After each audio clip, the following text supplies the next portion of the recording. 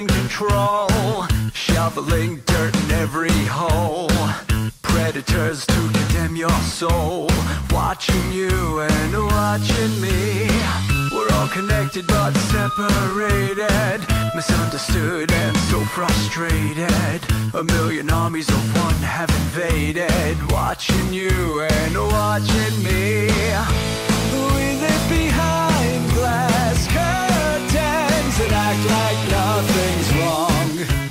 Soon you will belong.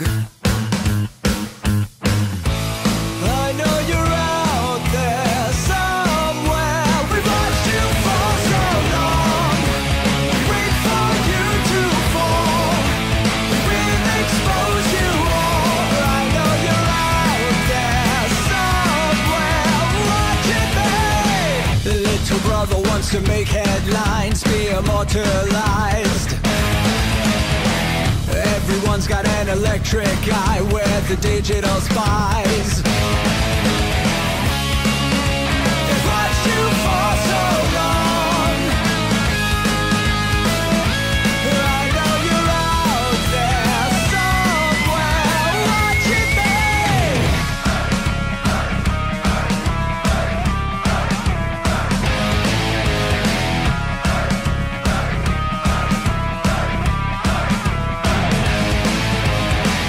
We the people have taken over. We the people are little brother, standing by to dethrone each other, watching you and watching me. Paranoid, the lens is our weapon, desensitized in our lust for attention, democratized by our voyeur obsessions, watching you and watching me. Slaves to perfection, don't let them project you as you are. Reveal your every flaw. I know you're out there somewhere. We've watched you for so long. Wait for you to fall. We'll expose you all. I know you're out there somewhere watching me. Little brother wants to make headlines, be immortalized. Everyone's got an electric eye with the digital spies. They've watched you for so long. I know you're out there somewhere watching me.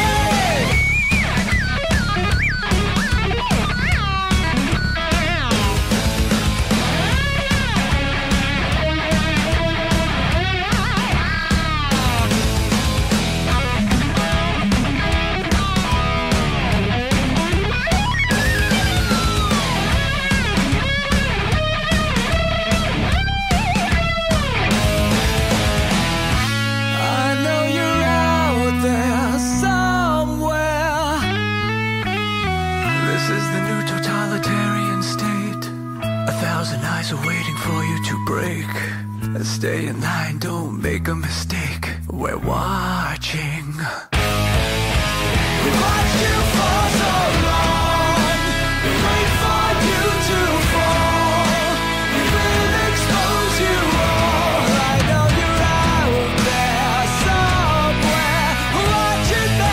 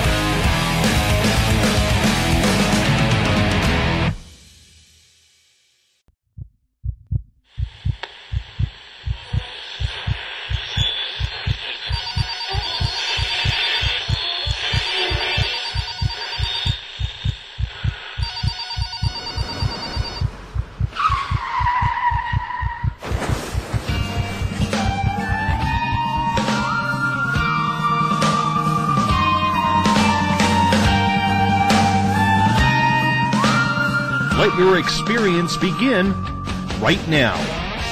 From high atop the mountains of British Columbia to you listening around the world, this is Spaced Out Radio. You can follow us on our website, spacedoutradio.com, on Twitter, @SpacedOutRadio. Give our Facebook page a like, Spaced Out Radio Show. You can follow us on Instagram, Dave Scott, SOR, or on our YouTube channel, Spaced Out Radio Show. They let us play with all our toys. They let us think that we're big boys. They let us make the louder noise, but we ain't rule the world. They let us think we're Superman, that we're the only ones who can be strong, but we break on command, cause women rule the world. Buckle up, space travelers. It's time to go for a ride as we are live on Spaced Out Radio.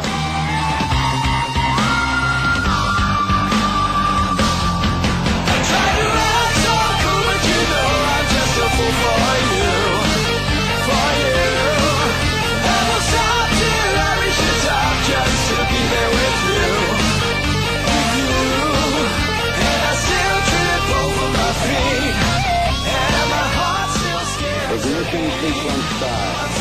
6, 5, 4, 3, 2, 1. Said the deeper I go, the deeper I fall.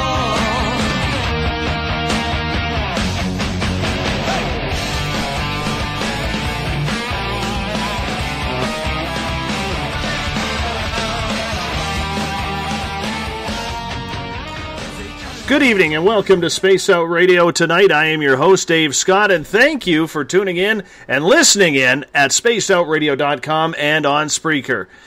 As we come in from the frozen Canadian tundra, battle our way past the wild animals, sidestep Bigfoot, and enter Uncle Jimbo's cabin, stoke the fire, heat this place up, and broadcast you live on this Thursday night, early Friday morning if you're on the East Coast.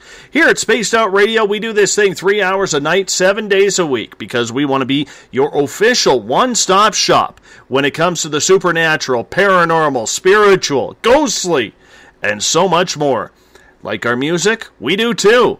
And we can thank the guitar god himself, Ron Bumblefoot THAL, formerly of Guns N' Roses, for that. You can find Bumblefoot's page on spacedoutradio.com to learn more about the guitar legend. You can also click on us on Twitter at Spaced Out Radio. Give our Facebook page a like, Spaced Out Radio Show. On Instagram, I can be followed at Dave Scott, SOR. Subscribe to our YouTube channel, Spaced Out Radio Show. And of course, our website with a brand new look is spacedoutradio.com. At this time, we welcome in those listening in on the SHR Media Network, in the Spaced Out Radio chat room on Spreaker, along with our fans on Facebook at Euphoria Chronicles, Chronicles of the Unknown, Forest Moon Paranormal, and our flagship chat room, the SOR Space Travelers. Amy, you are a new listener. Thank you so much for being with us in the SOR Space Travelers tonight. Also, check out our news feature on our website, the SOR Space Wire. Spaced Out Radio's news director, Eric Markham, posts some intriguing and interesting stories on there. While you're on our website, join the SOR Space Travelers Club. It is only $5 a month. Yeah, that's less than a Starbucks coffee. If you can talk coffee shop, I still don't understand their language. Anyhow, it's $5 a month for you. We will be doing monthly draws for prizes, have private group interviews, access to a special section on our website, and a heck of a lot more. Hey, we're going to give you a hell of a lot more than just access to our archives, what the other guys are doing. Tonight's show is brought to you by Rivulet Reiki and Readings, providing healings in person or at a distance. PurplePlates.com, helping heal your body, mind, and soul. The New Agora newspaper is the official newspaper of Spaced Out Radio, and our website, and our iTunes app, Spirit Story Box. It's the official ghost hunting app of SOR. Life on the road can be a lonely place for those who keep our store shelves full. Being a trucker is a 24/7 job for some, traveling from city to city, state to state, province to province, and country to country. There's always a load to take somewhere. It's a tedious job where it's just you, your truck, maybe a dog or a cat, maybe a ferret, who knows. and the load you are carrying to its destination. After hearing some of these incredible stories from ghosts to UFOs and other strange phenomena, Annie Wilder decided to dedicate some time looking into these tales, and what she's learned has been amazing. These men and women traveling the roads have seen some pretty far-out stuff, and their stories needed to be told. So Annie put pen to paper to learn about these stories, writing trucker ghost stories and other true tales of haunted highways, weird encounters, and the legends of the road. The book has been called uniquely entertaining and factual. Now, Annie is no stranger to the paranormal. Her haunted Victorian house reminds her of that on a nightly basis, like literally 2 minutes before the show. Her website is anniewilder.com to find out more info. And we bring in author Annie Wilder. Annie, thank you so much for being on Spaced Out Radio tonight. How are you? I'm great, Dave. Thank you so much for having me on the show. I am excited about doing this show because not only is it true tales of the paranormal, but it is stories that come from good, honest, hard-working people. It really doesn't get much better than that when you have somebody who is willing to confide in some very bizarre secrets that they are carrying, isn't it? That's true. One of the things, I knew that there would be some really excellent stories out there because the truckers are the ones who are out there. They're the ones out there at night. They're on long stretches of road. I worked for my dad when I was a kid, 13, 14, and 15. I worked in the summertime at a sand plant that he managed, and I typed invoices and poured coffee. And the truckers had great stories, and it was actually one of those truckers, a guy named Bill Sykes, who told me ghost stories when I was, 13, 14, that kind of inspired me to write this book. It was that and watching, I was just thinking like there's a perfect mashup of paranormal. This was, 2010, 2009, 2010. Paranormal and like the uber masculine, traditionally uber masculine professions, like because the shows that were on TV that were really popular were, oh my gosh, what was it? It was the guys fishing up in Alaska, the fishing boat show. They had a Bon Jovi song for opener. Do you remember that? Yes. Yes. I can't remember it, but I loved it. Like that was the crabbing show. The crabbing show. Why can't I think about that name right now? It's just on the tip of my tongue. But they had ice road truckers, and they had that fishing show, and I'm like, oh my gosh, would that be like a perfect mashup to get a paranormal show that also has one of these kind of professions that's super interesting? So I knew there were stories. I thought the idea was pretty good. And then I ran into the fact that none of the truckers, even guys that I knew, wanted to give up their stories very badly, partly because nobody wanted to have their reputation affected, and partly because it's just like there's a camaraderie among truckers, and I wasn't part of the world, and it took me about 3 or 4 years to get enough stories for a book. And I need to thank a man who has become my friend, Terry Aldershoff. He was a long-term trucker. Met him on an online forum, and he wrote the foreword for my book and contributed 3 stories. But he kind of added some credibility and grit to the project, and I'm very grateful to him. But so I want to read you one little thing. Here's Terry's mini bio and his foreword. I've driven professionally for over 33 years and have traveled nearly 6 million miles behind the wheel of a semi-truck. I've hauled everything from artichokes to elephants in and through the contiguous 48 states, 3 provinces of Canada, and farther north, including the Yukon and Alaska. I am a real truck driver. The stories my colleagues and I share with you here are our stories, for we have lived them. I mean, he was just powerful. Oh, God, he's a great writer, a great storyteller. And I mentioned before we got on the air that he actually appeared with me on a TV show, Monsters and Mysteries in America. And he's a natural on TV too. The producer told me, one of the producers, he said this is one of my favorite episodes. So deadliest catch. Just so you know, deadliest catch. So that way it isn't driving you and me nuts for the rest of the show. I had to Google that. Did you think of that, or did somebody send that in on the No, Facebook? You know what? I'm embarrassed to say it was on the tip of my tongue and it just wouldn't come out, so I had to Google the damn thing. Oh, well, at least you can Google while you're talking on the radio. Well, I do know how to multitask, that's for sure.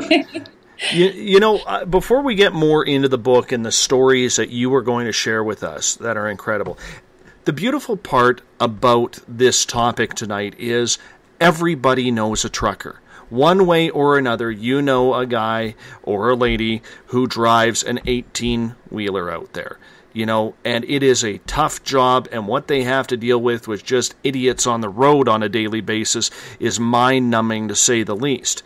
But when it comes to the paranormal and everything, it adds a whole new ball game to this. And that's why I'm excited, Annie, to do this topic with you, is because the truck driver really does resonate with absolutely everyone out there. When you wrote this book, did a lot of people come up to you and say, you know what, I'm glad you did this because the stories that my uncle or my dad or my mom or my aunt told me were very similar to what this is all about? Yes, and actually some of the stories in the book are from people who they are the sister of a trucker or the ex-wife of a trucker. My uncle was a trucker, and this is the story he always told because they were more comfortable sharing them. But we had to get permission from the person who had originally told the story. So that was pretty common. And it was just like, that's how I got inspired for the book. I heard a ghost story from a trucker, and he was a good storyteller too. And I had an interesting experience when I was searching for this trucker. I dedicated the book to him. His name is Bill Sykes. I was searching for him when I first started the project because I wanted to see if he would write the foreword. I knew he could tell a story, so I figured he could. My belief is if someone can tell a story, they can write a story if they want to, because there are people who have editing skills and things like that can help them shape it. But if you can tell a story, you've got the main ingredient for being a writer. But anyway, I was searching for Bill online. Let's see, I worked for my dad, I think it was the summers of 73, 74, and 75, or maybe it was 75, 76, 77, whatever, mid-70s, so quite a while ago.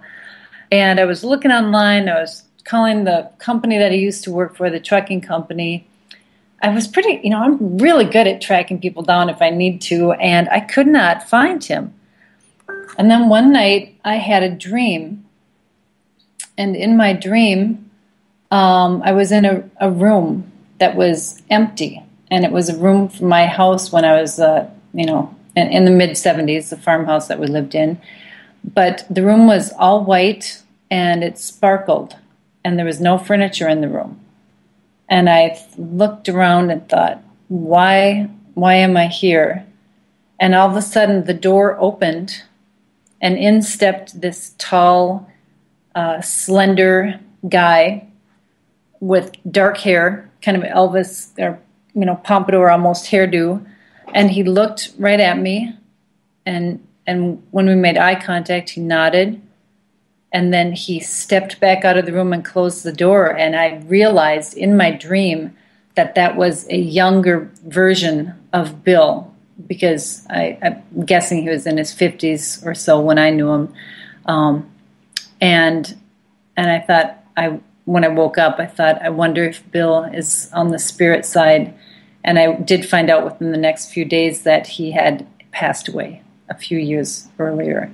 Goodness. So I wasn't able to have him write the foreword, but I did dedicate the book to him. Have you dealt with the paranormal your entire life, or was this something that just kind of struck on with you as we grew up? I get asked that question a lot, actually, and I would say that well, we didn't call it paranormal in those days. I was born in the early 60s, but I grew up Catholic, and that, to me, created a good environment, a fertile environment for just being comfortable with the spirit world, because my parents, my teachers, my grandparents, all the adults that I knew, believed in a spirit world. We had guardian angels. We had saints that we prayed to. There were rules and etiquettes that one followed to interact with the spirit world.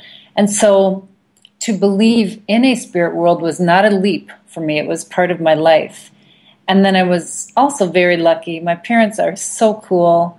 My dad is a Montana farmer, and my mom was always interested in things like art and stories and dreams. And her mom was one of my favorite people in the whole world, my Irish grandma.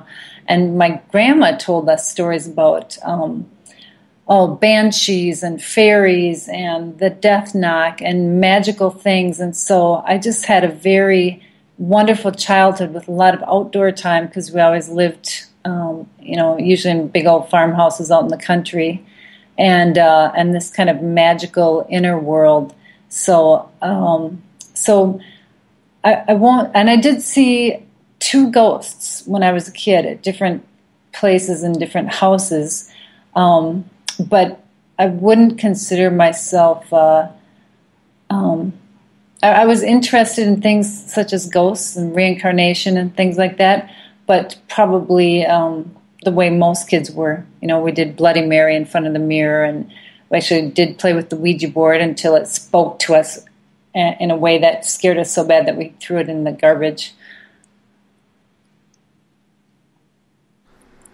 Well, one of the things that I learned about this growing up with my uncle, who was a trucker, and he drove, and I remember as a kid he would take me all around to try and enjoy the experience of the road and everything like that, was that the stories and the camaraderie that truckers have for one another, because really they are family on the road, or at least try to be as close to family as possible. And it's amazing how they all seem to know one another. But when you bring in these tales and you bring in your own experiences, because obviously you were a believer, was it really fun for you to try and combine the two? Oh yeah, I loved getting these stories as they came in, and I actually just rereading it before the show tonight to reacquaint myself with some of the details, because they weren't my firsthand experiences, and because the book came out in, I think, 2012. It just reminded me of how much I enjoyed reading these stories and talking to the guys. And I had it written into my contract with Tor, which is a very cool publisher, and I was honored to be published by them, that the book would only get a light edit, because I really wanted it to sound like people talking, regular people, hardworking men and women telling their experience in their own voice and their own way. And so within the book there is variety, because some people include a lot of detail and had very emotional reactions. Not a ton with the emotional reactions. That seemed to be kind of constant, but some of these stories were just chilling, and they're told in a really matter-of-fact way. So that's part of what makes the book fun, and also, in my opinion, what gives it credibility and makes it feel real. I want to go to a quick question from Joe in the SOR Space Travelers Club. What's a death knock? You had mentioned it. The death knock, that was something I didn't know if people outside of our family ever talked about it, and I was just on a radio program from down in Louisiana. Let's see, I think it was in June. It's still on my Facebook page, a link to it.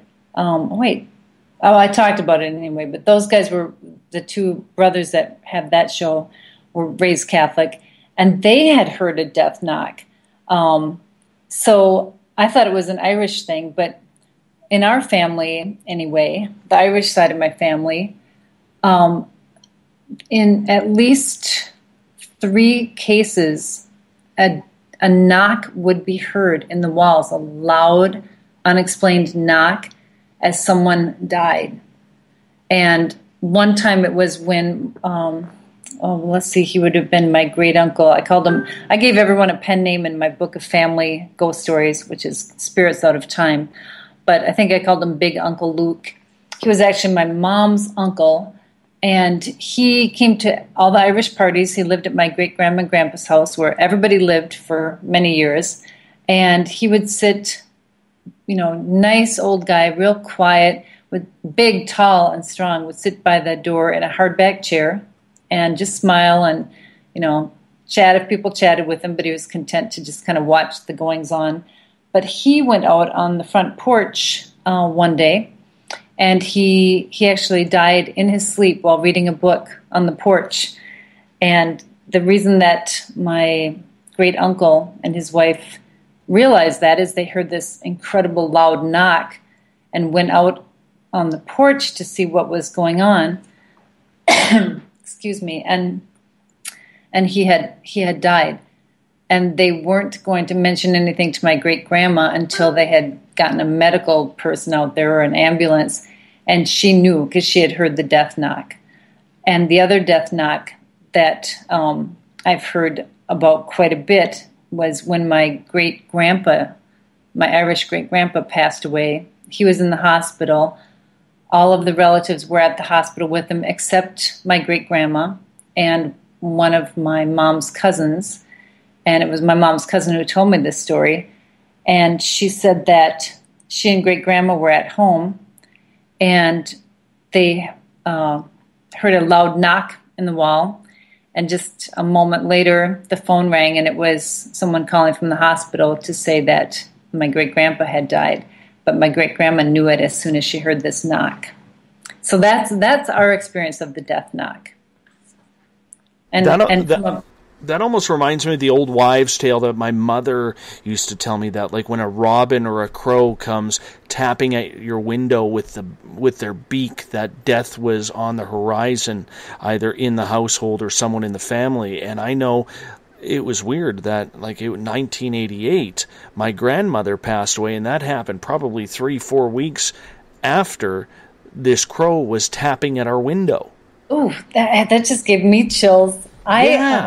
A crow, because crows are so interesting anyway. I mean, they're interesting and a little bit ominous, I think. But when my young cousin died, and she was on the Irish side, and she was very proud of our Irish heritage. But she had been living with me for a while with her young baby while she was trying to make a decision about whether or not to place her baby for adoption, which she did with a wonderful family that we feel the Irish family spirits were helping find this home for this little girl. And it's been a really good experience because the family has allowed our family to stay in touch with her, so she's got some connection with our family as well. She's loved and surrounded by people who love her. But anyway, when my cousin who had the baby passed away when she was 29, really unexpectedly, but looking back, there were signs, and they were bird signs. The first being my mom and I sitting at the dining room table at my mom and dad's house, and an eagle, which she was wild about eagles, came flying. My mom and dad live in the country, and so you occasionally do see eagles, but this one came like flying towards the house. I mean, usually eagles are way up high and they're soaring or something like that, or sitting in a tree. But this one we noticed, and then we noticed it getting closer and closer and closer, and that was very odd. That was about 1 month before my cousin died. And then that week at my house, the week before she died, I had 2 experiences with birds that were a little ominous, I thought. One was I was out in the yard, and a bird flew up and almost flew into my face, and then spun around or flew around and didn't hit me, but came so close to flying into my face that and it wasn't baby bird time or anything like that. It was the fall. And then in my upstairs, one of the upstairs windows, I was brushing my teeth or something, and I looked, and there was a bird looking in. And, sometimes we'll see birds on the roof out of the bathroom window, but this was a bird looking in the house. And I had never experienced that before, and it gave me a chill when I saw it. I bet. We have about 60 seconds here before we have to go to break here at the bottom of the hour. What inspired you to really start to concentrate as a writer on focusing on the paranormal? Oh, well, I live in a haunted house. And and I worked at Llewellyn Publishing, which publishes paranormal books. And I actually had given up on writing a book. I all my life, from the time I was a little kid, I knew I was a writer. I wanted to write books. For any people interested in writing, I got rejection slips from the time I was a teenager until I was in my mid-30s. No, I didn't send out tons and tons of material, but basically I got nothing but rejection slips for almost 20 years.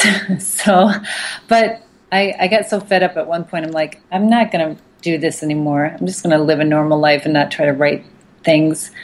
And I learned that I could be a writer who writes, or I could be a writer who didn't write.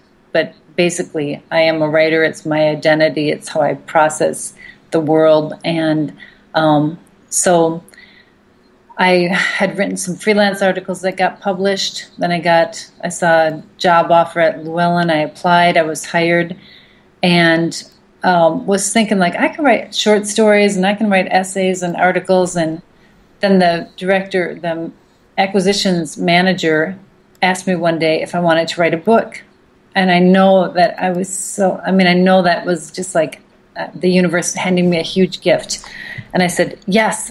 And she said, would you write a book about crystals? And I said, I actually don't know anything about crystals, but I do live in a haunted house. And she said, well, write about that. And so that was how I got the first opportunity to write a book. Awesome. Yeah. Annie, I'm going to get you to hold on here. We're going to take our first break of the night. Annie Wilder is our guest. We are talking about paranormal truckers tonight. It's such an interesting topic as we're going to delve into her book, which can be found on Amazon, and you can check out her website, anniewilder.com, as well. You're listening to Spaced Out Radio. I am your host, Dave Scott. We'll be right back after this break. Would you like to become one of our space travelers? All you have to do is click on the Space Travelers icon at spacedoutradio.com. For only $5 a month, you can get access to some great prizes, as well as private monthly shows, newsletters, and a members-only section on our website. Become a space traveler today. Hi there. This is your medium, Joanna, from Spaced Out Weekend, 2 Mediums and a Large. I would love it if you would come and join us with host James Tyson every other Sunday on Spaced Out Weekend. Together, we will take your calls and your questions live.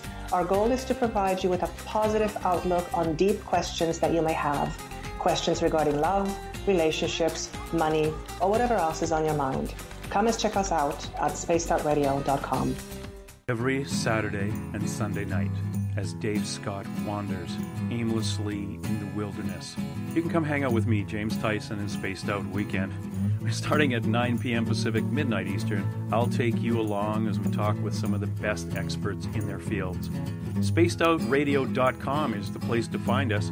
So sit down, relax, put your feet up. Enjoy the topics like the paranormal, supernatural, intuitiveness, and so much more. Hope to see you there.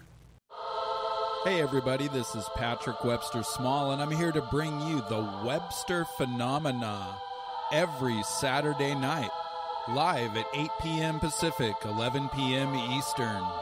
If you're looking for aliens and extraterrestrials, well, we've got them. Big and tall, short and small. You're bound to find what you're looking for. So join me on the Webster Phenomena right here on Spaced Out Radio.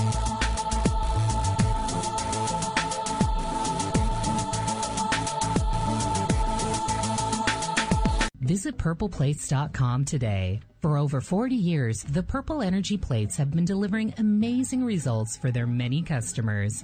Inspired by the great genius Nikola Tesla, the harmony, healing, and energetic effects of the plates have proven over and over to be beneficial and often miraculous to thousands of customers. With their money-back guarantee and the many benefits, how can you afford not to get one?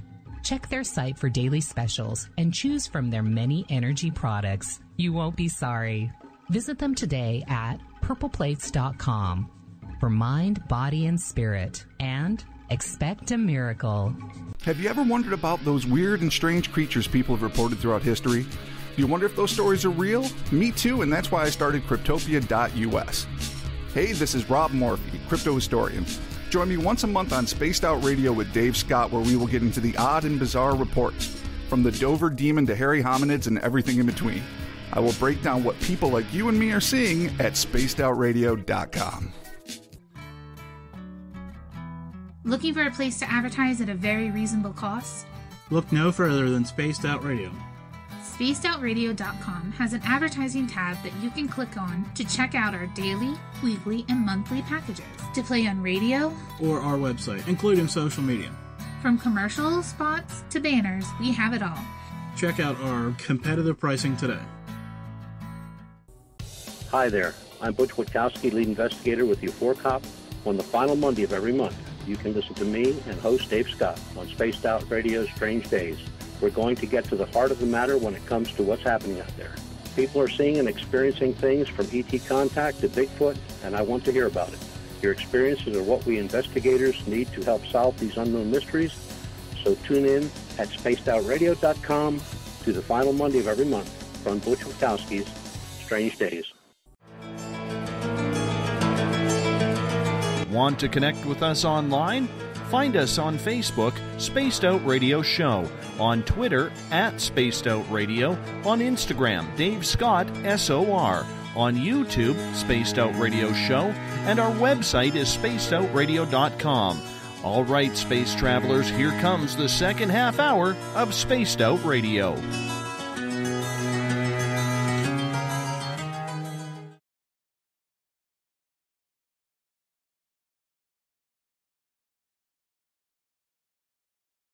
Welcome back to Spaced Out Radio tonight. I am your host, Dave Scott. Good to have you with us on this Thursday night, early Friday morning, if you are on the East Coast. Tomorrow night on the show, we wrap up the week with Dr. Joni Mahan, as we will be talking shadow people.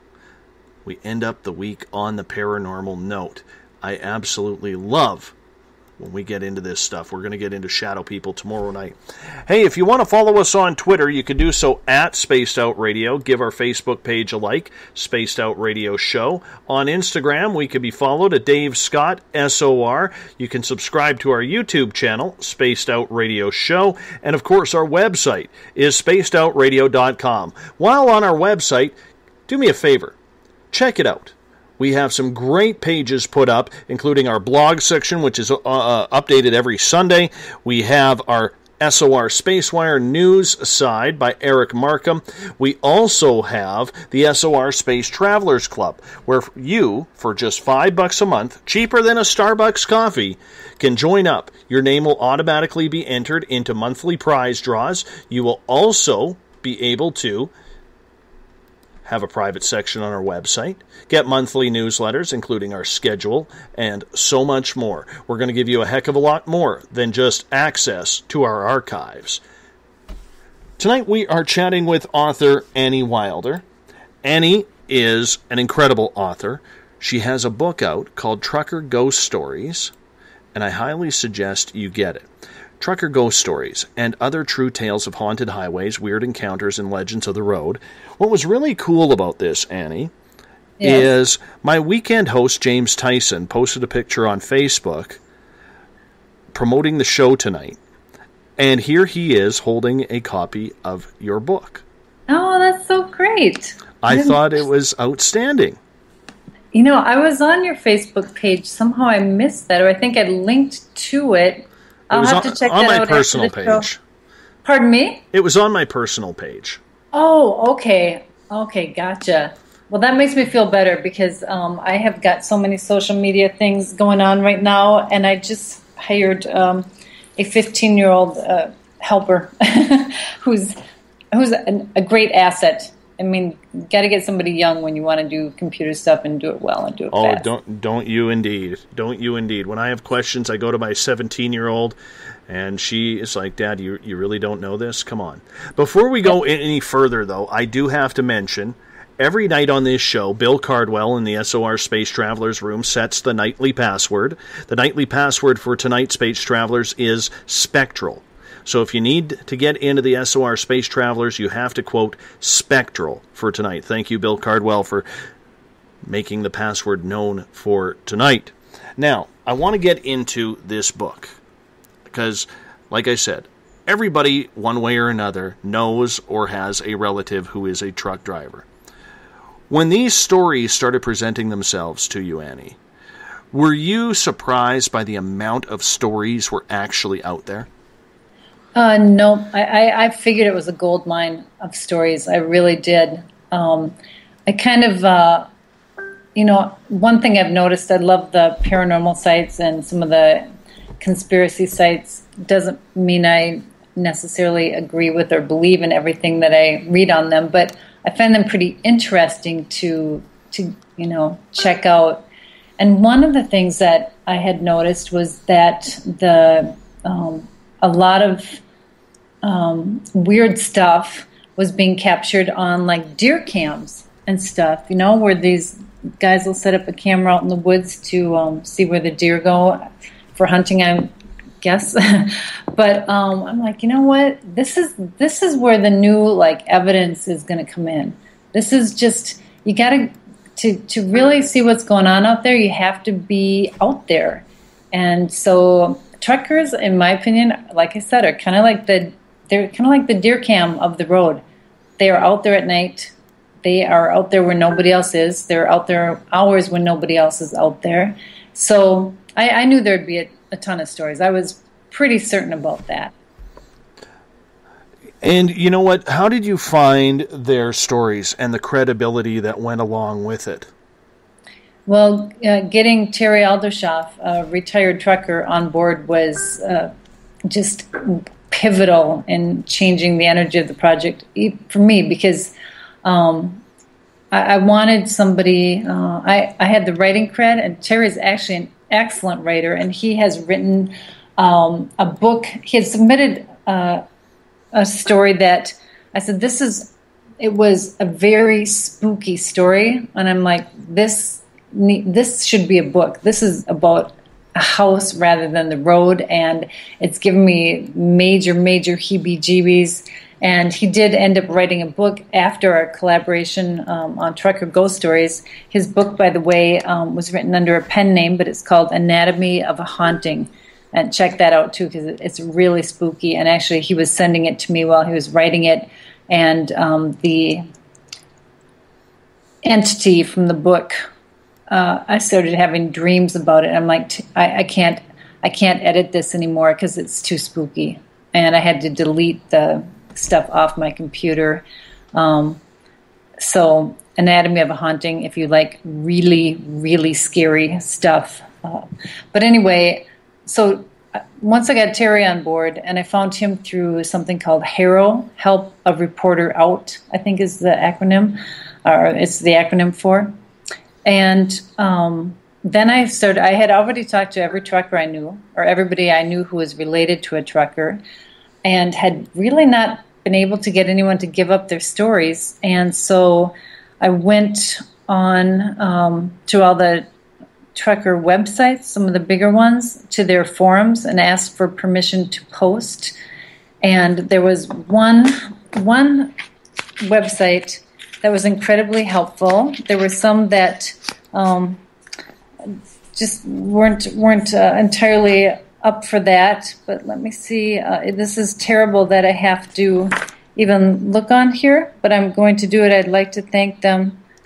Okay, I'll grab that at the next websites. Okay, we won't tell anybody. We won't. Okay. Yeah. Okay.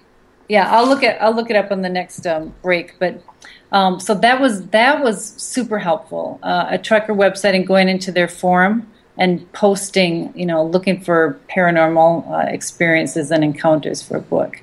And then I went on some radio shows. There's a radio show in Canada called, I think it's called Trucker Radio. Stan Campbell, great guy. He became a friend too, and he had me on a couple times.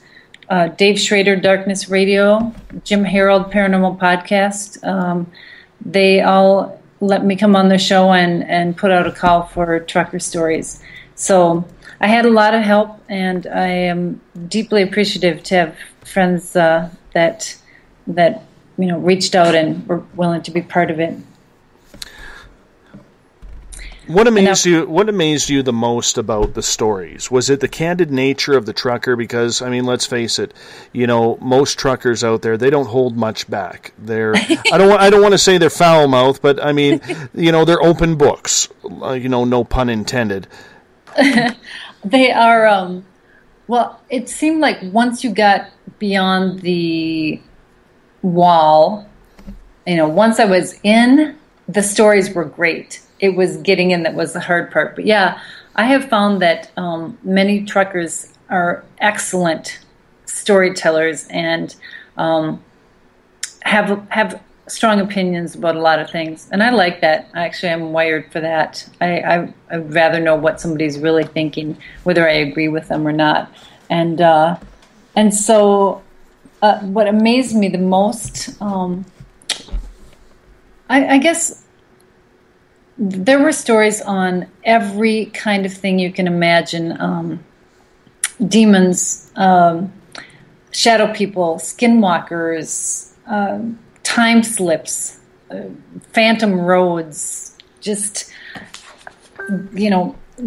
everything from a trucker who got a text message from his dad, a trucker was driving really tired. He knew he should pull over. He didn't think there'd be room at the next rest stop, and he was just pushing on through. And he said he had been waking up to rumble strips, which, is not fabulous. And then he said all of a sudden he saw his dad, who had passed away some years earlier in a rollover accident. His dad was also a trucker, sitting on the seat beside him. And his dad said, basically, you need to pull over and sleep. And he said, there's not going to be any room at the next rest stop. And his dad said, well, then I'm going to help you. And he said the next thing he knew, he woke up, and it was 4 hours later, and his truck was perfectly parked. He was at the next rest stop, perfectly parked. And when he looked down at his phone, he had a text message from his dad that said, no load is worth your life. Love, Dad. Wow. Oh, wow. And he signed it, I swear this to be true. And a lot of these guys I talked to on the phone because they had the option of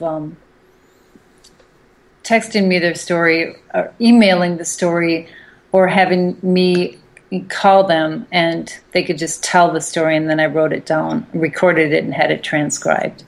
So that was one. So the variety of stories, yes. And some were very heartwarming, like... there were 2 stories of a truck saving the trucker's life. In one case, it was a phantom truck, and in the other, it was an actual, regular 18-wheel truck that is out on the road. It's probably retired now because this happened in the 70s, but just a wide variety of stories told in many different ways, but just very sincere. And I think I mentioned to you before we got on the show, this kind of heartwarming for me. The stories, there are some really spooky, freaky, creepy stories in here, but yet when I read it, I also have the added experience of remembering how grateful I was to these men and women for sharing their stories, and how much I enjoyed working with them. So, I can definitely see that. definitely see that. Did you notice that when you were doing research for this book that most of the truckers were having more paranormal stories, or was it just oddities like UFOs, maybe extraterrestrials or chupacabra or something along those lines? I think, I guess when I think of paranormal, I just kind of use it as a blanket term to cover all. So do we around here. Yes. So do we. Okay. Yeah, so I haven't really looked at it from that point of view. I guess I feel like there's a lot of freaky deaky stuff in here, unusual in every way. There's a fair number of ghost stories, but sometimes it's a ghost story. Well, I guess a ghost story is almost always a time slip. But like one story, and I love this one. This one was Harold Benton was the trucker's name. And he had a story, Custer's Request. It was very short. He said he was driving near Little Bighorn, and he said it was strange because he was riding solo at the time. His dad, who was his trucking partner, was in the hospital recovering from a heart attack. And he said he heard a voice coming. He's riding alone at night. Heard a voice coming from inside of his truck. And so I'm in my house, and I just got one of the little crack noises in the wall that I heard that. Okay. So he said he hears a voice coming from inside of his truck saying, "Can you help me?" And he looks over, and he said, sitting there, plain as day, is Custer in his truck. And he said, Custer just looked at him and said, "I need reinforcements." And then he disappeared right in front of his eyes. Wow. So, stuff like that, just like, I love it. And he said this, like, I have another one that's pretty hard to explain. I think he had a total of 3 stories in the book, and they were all short, but just very cool accounts of weird things happening.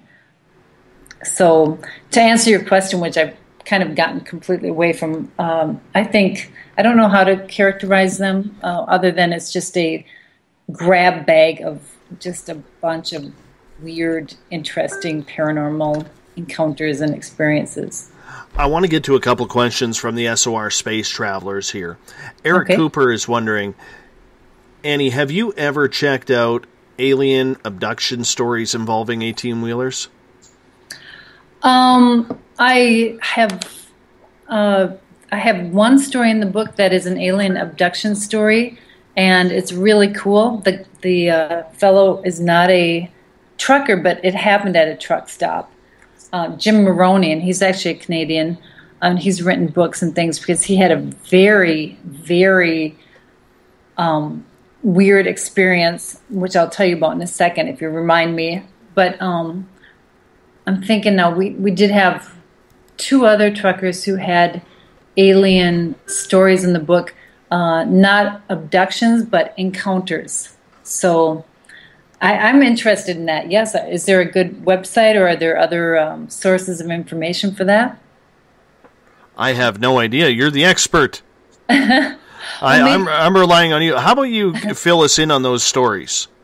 Okay, so the Jim Maroney story, the guy in Canada, this was at a place called Deacon's Corner, I think. And his story is pretty unusual in the level of detail. In fact, like I said, he's written a book, I think, and he said that he was driving across Canada, and he had been driving for like 11 hours. He was in a very small vehicle, and I can't remember what kind it was. And he had pulled into this truck stop to try to get, a couple hours of sleep. And because his car was so small, it wasn't very comfortable to sleep in. And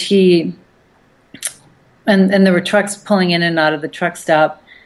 And he said that at some point he was annoyed because somebody was shining their lights like right in his car. And it was white lights, but there was also blue, yellow, red. I can't remember exactly what color the lights were, but 3 different colored lights. And then he said he realized that something weird was going on because it was like suddenly the air within his vehicle became dead air. It had a different kind of feel to it. It was heavy, it was still, it was silent. And then there was some kind of static electrical charge that he felt. And then he realized he was being abducted. And he said he could feel himself going through the windshield, and it hurt. And he has conscious memories of being in an alien craft and of the aliens themselves. And a lot of times people don't have this kind of detail, or maybe I'm just not as familiar with the lore on that. But he said these beings were kind of like the typical grays that were on this ship, but their skin wasn't gray. It was darker than ours, but it was not what he would call gray, and that their eyes were blue. And weird. Yes, and that they were, let's see, there were several small ones, and they seemed to have control over his emotions because he was angry. Excuse me. And they somehow controlled that or dampened it out or whatever, and he wasn't angry anymore. He was really calm. And then there was a lead one that he sensed was female, and she was questioning him about, they wanted to know why he was angry. And then there were these tall, 10-foot tall beings, and he said those were really terrifying because you're not used to seeing something on two legs that's that tall.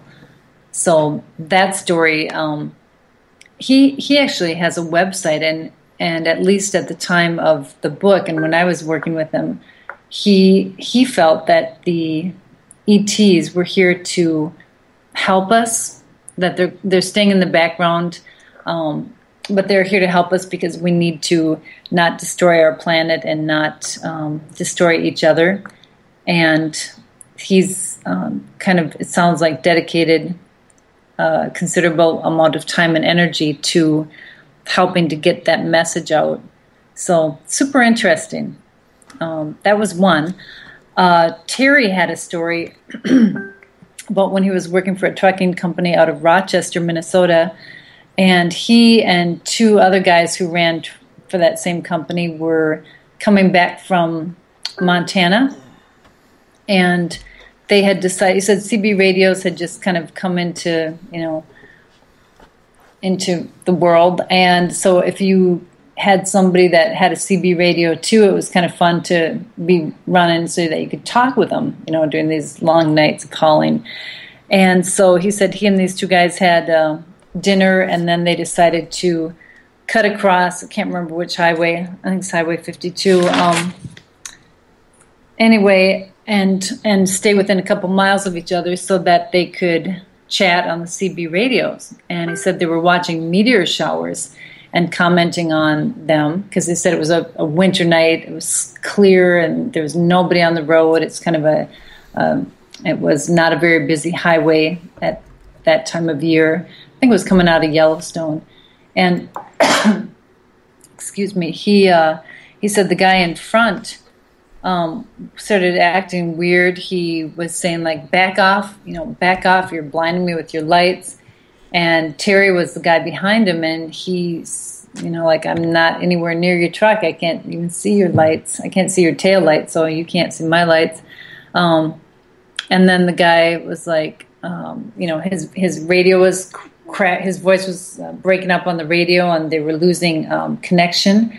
And in retelling it, I'm not doing it justice really, but he said this went on for a little while, and then as he came over this part of the road that had 3 hills, he could see that there was a bright, Terry could see that there was this huge bright light behind one of the hills, and he put on his brakes, and he said it's a really good thing he did because this other truck was stalled out in the road, and he said he slid past him, brakes on, slid past him, and he radioed the other guy who was behind him to hit his brakes, 2 miles back or whatever, because this guy was in the road, and got out of his truck and the guy, he said the truck was burned. It had flat tires. The windshield was blown out. The driver's side window was blown out.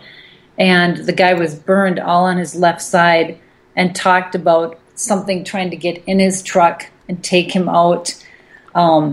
Said that whatever, these things looked right in the window at him. And Terry said, I am 6'2", and I can, only come up to, he doesn't come up to the window himself. So he said they got the guy into his truck. Took him like an hour to get the other truck off to the side of the road, and 2 hours before they got to a hospital. And he said, they went and looked at, a couple months later, he and the other driver went and looked at the burned out truck in the junkyard. And he said, I have never seen a UFO, but to this day, I think that I will tell you, my friend had a UFO encounter, an alien encounter. That is scary. Because scary indeed. Yeah, and that's the kind of thing too, where it's like, if there are other witnesses, if there's a burned out truck that you go look at 3 months later. I mean, these are the kind of little things that, there's another story where a kid encountered this red-eyed man. I'm going to get you to hold on to that one. Okay. Because we're going to hop out for a break here. We're already an hour through. Wow. I know. Time is flying. I know. I told you. Unfortunately, we have you just for 1 hour more. Annie Wilder is our guest tonight, AnnieWilder.com. She's an extremely talented writer. And you can find on Amazon her story, Trucker Ghost Stories, and other true tales of haunted highways, weird encounters, and legends of the road. We're going to hear more stories from Annie right after this. You're listening to Spaced Out Radio. I am your host, Dave Scott. Talk to you on the other side.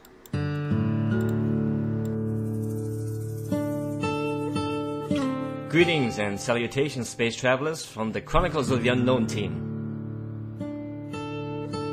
What is Chronicles of the Unknown? I keep hearing about this thing.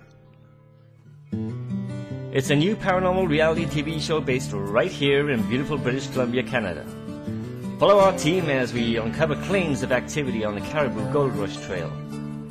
You can also follow us here every third Monday, where 2 members of our team will be available to answer your questions. We'll give you some equipment updates and some of our experiences on the road, right here on Spaced Out Radio on the Spreaker.com network.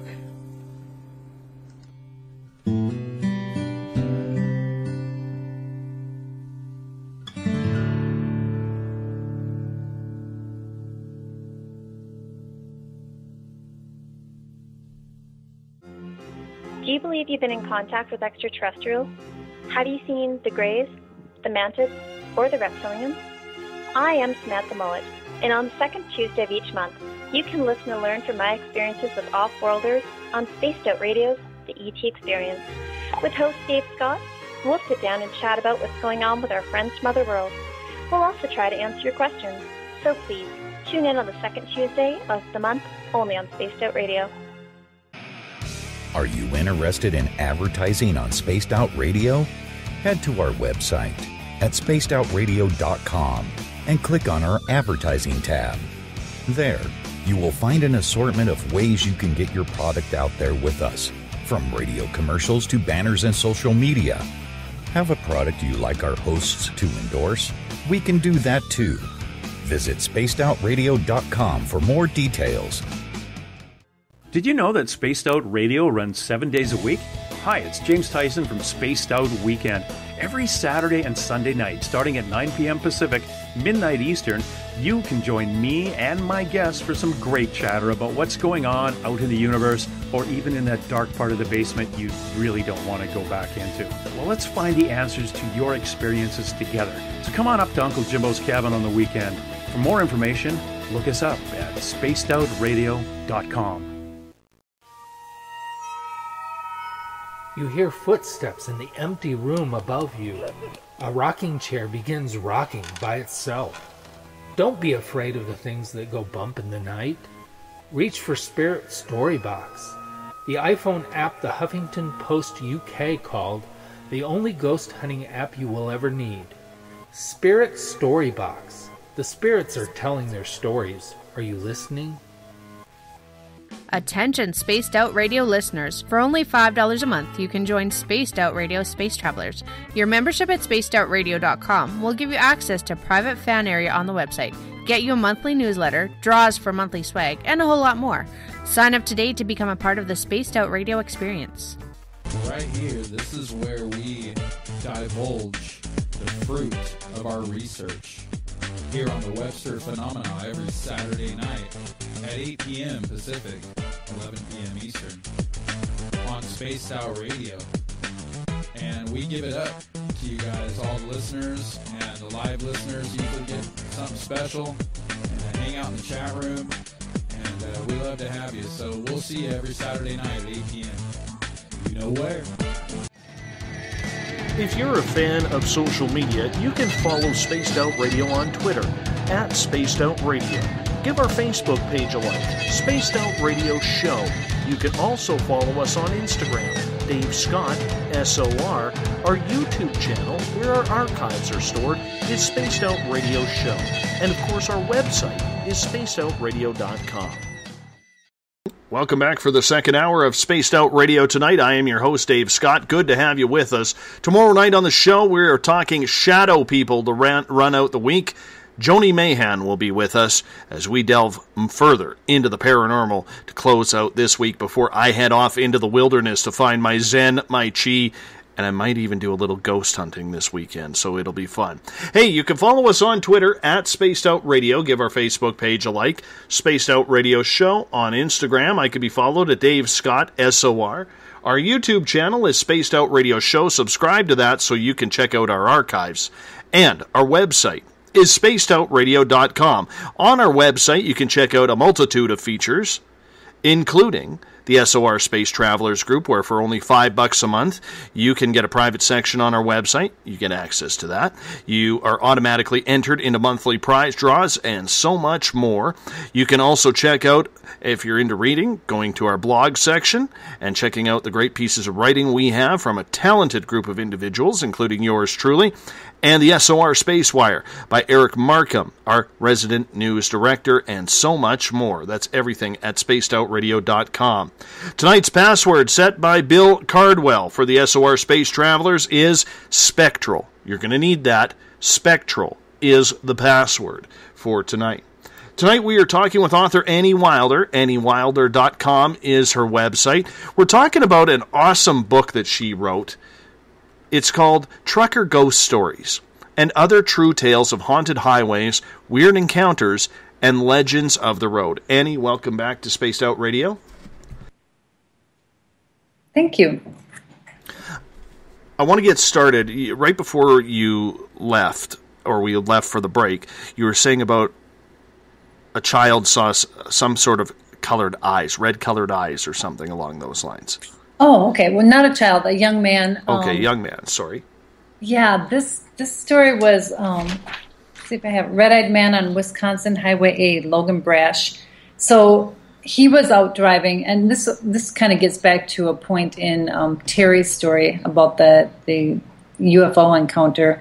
And that was Highway 26, by the way, not 52. But so Logan was out driving, and he said it was a nice night, quiet road, and he was driving by this park that had, he called it an old picnic house, and I'm thinking it might have been some kind of what do they call that at the they used to have like houses on these parks that were kind of stinky and damp, not houses, but where you'd all go in and have your tables and set up, and so he was looking at that.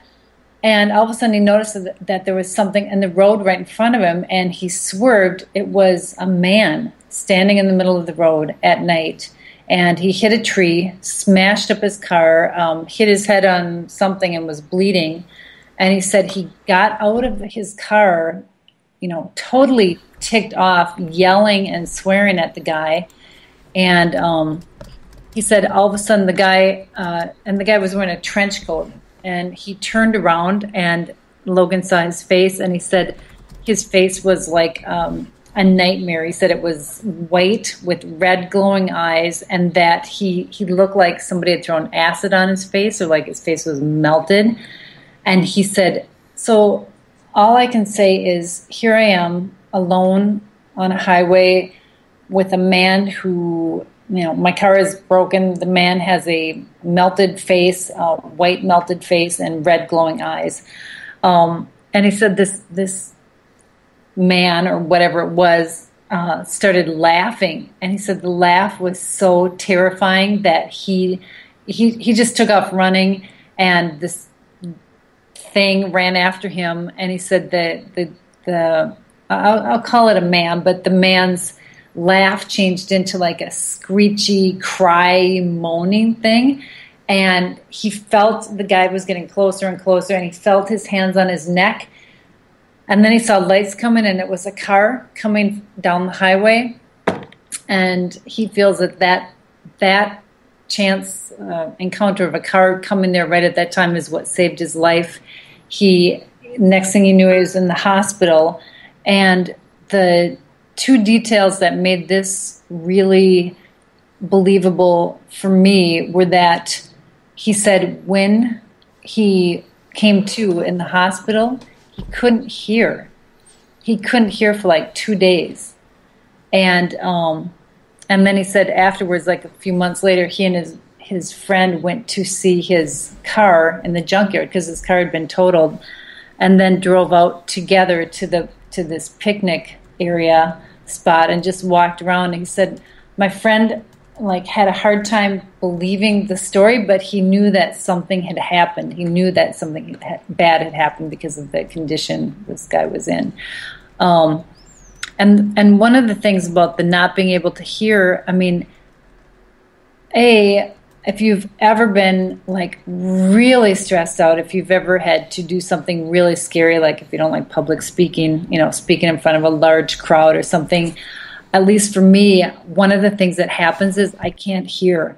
I can't hear when I'm terrified. All I can think of is I can hear my own heart beating inside my head or whatever. And then the other thing is I had a horrible experience once where I was driving home from shopping. It was late at night. I had my kids in the backseat. They were little. And I had actually bought 2 indoor trees, these great big leafy house plants. And my kids were probably 6 and 8 at the time. And I had these plants kind of laid over them in the back seat. And thank heavens, because that means they didn't see what I saw, which I'm on I-94. It's a big major freeway, driving back to our house in Hudson, and started, thinking why are there no cars on the freeway? I mean, there are no cars on the freeway. That's really weird. I'm not encountering anyone. And it was only 8:30 or 9 o'clock at night. And so I was getting to the point, I just crossed the St. Croix River, and I was getting to the point where I was going to exit. And I saw something in the road that looked like a man or a person. And as I started to slow down, and this whatever it was coming towards me. And it turned out it was a man, and he was running on the freeway. And I just got, I was like, oh, this is so screwed up. And I'm slowing down and pulling over, and this guy literally leaped in front of my car and turned and looked inside the windshield as he was jumping in front of my car. And he had a huge smile on his face. And it just made my blood just turn to ice. It was like, oh my God. And then he hit my hood and fell on the ground. I mean, he hit it at the very edge, but my car was stopped by then, and I was going to get out and see if he was okay. And I'm like, you know what? He might be on drugs. I mean, he might just be insane. He just jumped in front of your car, and he was smiling. You go out, and he might pop up and hop in your car and drive off with your kids. And so I drove home. I lived about 3 blocks away, and told my husband we had to call the police. But the thing that's really weird is for the next like several hours, I stuttered I couldn't talk without stuttering. The fear had affected my ability to, just function. And so this young guy having his hearing affected by this kind of terror seemed plausible to me. And just to wrap up the story of the flying man, the flying, smiling man in front of my car, as it turned out, we never heard anything from the police, but I called them like a week or two later and I said, what happened to that guy? Is he okay? And they're like, yeah, he's okay. He had been involved in a hit and run up the road. That's why they had closed the road. And he had run from the scene, and he was really high on some kind of drug. So I guess in retrospect, I am very glad that I did not get out. But yeah. I want to go to a question in the Spaced Out Radio SOR Space Travelers on Facebook. And William has a question asking, what is the origins of truckers seeing black dogs, and what kind of omen is it? Do you know anything about that? I do. Well, I wanted a black dog story for my book because it's kind of the classic trucker paranormal experience.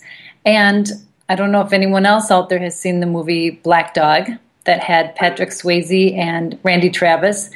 But I had a guy that I took care of that loved that movie, and we watched. I probably saw it, 30 or 40 times. But I only found one black dog story, and in this case, it didn't seem to be for this trucker. It didn't seem to be an omen or a sign of impending, death. But he did see something that leaped in front of his truck that looked like a dog, and he was certain he hit it, but he didn't feel anything. So black dogs, I think, traditionally have been associated with death, just in the same way that birds, the birds peering in the window are considered an ill omen or a bad sign. But I really thought I would see more black dog stories, and I didn't. I had to search high and low to get the one that I have in the book. I would love it if you could fill us in with the black dog story. Well, there wasn't. I'm sorry, I'll have to go to it in the book. One moment. I know this is terrible to have dead air time. That's all right. Okay. We're good with that. Okay. So sorry, folks. It's a different experience to be talking about other people's paranormal experiences than my own, which are just blip, blip, blip, blip, blip. Okay, so this was submitted by Jeff T. I'm a trucker. Took place in 2000. Okay, he was in Tennessee. The dog came out of nowhere. It jumped in front of his truck. He said it was not well defined in its shape, but appeared to have silvery black hair, bushy hair, and looked like a large dog. He saw it for just a split second before it disappeared below his hood. And he stopped to look for outward damage, but never saw it, or it was like I never saw or hit anything. Okay, so when he got home in the morning, he asked the mechanics to look under the truck for blood and hair. Nothing was found. He said that he told them he thought he hit a dog, and they said, no, you didn't hit anything. And it was when he was talking to other truckers that they told him about the black dog that drivers see, who are sometimes really tired, see at night. Okay, so in this case, and my apologies to Jeff for forgetting this detail about the story. So this trucker told him that it was a harbinger of death, meaning park now and sleep or die in the wreck waiting for you just up the road. So in this case, it's a warning, but it's not. It's a warning that is designed to help the trucker, And he said I've been so tired I blacked out for a few seconds more times than I can remember, but I never saw the black dog before this incident and have never seen it since. And kind of wrapping around to something from earlier with the death knock. And I see that somebody posted on Facebook a link to the 3 times knock, the death knock, which I'm going to check out after the show. These 2 guys from New Orleans, whose show I was on, they said that in their experience with the death knock was that they would hear it before someone died. And as I recall, they would hear 3 knocks. And so then they knew that someone close to them was going to die sometime soon, which to me would be not really helpful. That would be super stressful. A knock happening at the time someone has died is a different kind of experience, because that's just information or a confirmation, whereas a knock letting you know that someone you love is going to die, that's pretty intimidating, and Absolutely. I have a comment from one of our listeners in the Spaced Out Radio chat room on Spreaker. Donnie from Sin City Radio says, I'm a professional local delivery driver. When I go to Tonopah, Nevada once in a while at night, and there's something that jumps in the passenger seat for a ride down the Widowmaker Highway with me. The thing is, you can't see it, but you can sure feel its presence. That's cool. Thank you for sharing that. There actually was a story in my book, and this trucker, Carl Smith, American Trucker, he was on the same episode of Monsters and Mysteries in America that Terry Aldershoff and I were on.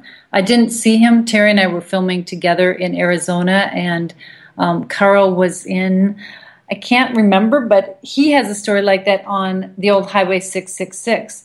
And that road used to come down through, I think, Utah and go through Arizona and maybe even parts of Colorado. I don't remember, but they renamed it. And he said that he was coming down a stretch of road and felt his truck just got icy cold. He said he did not have air conditioning in his truck just when he was coming down this very steep pass.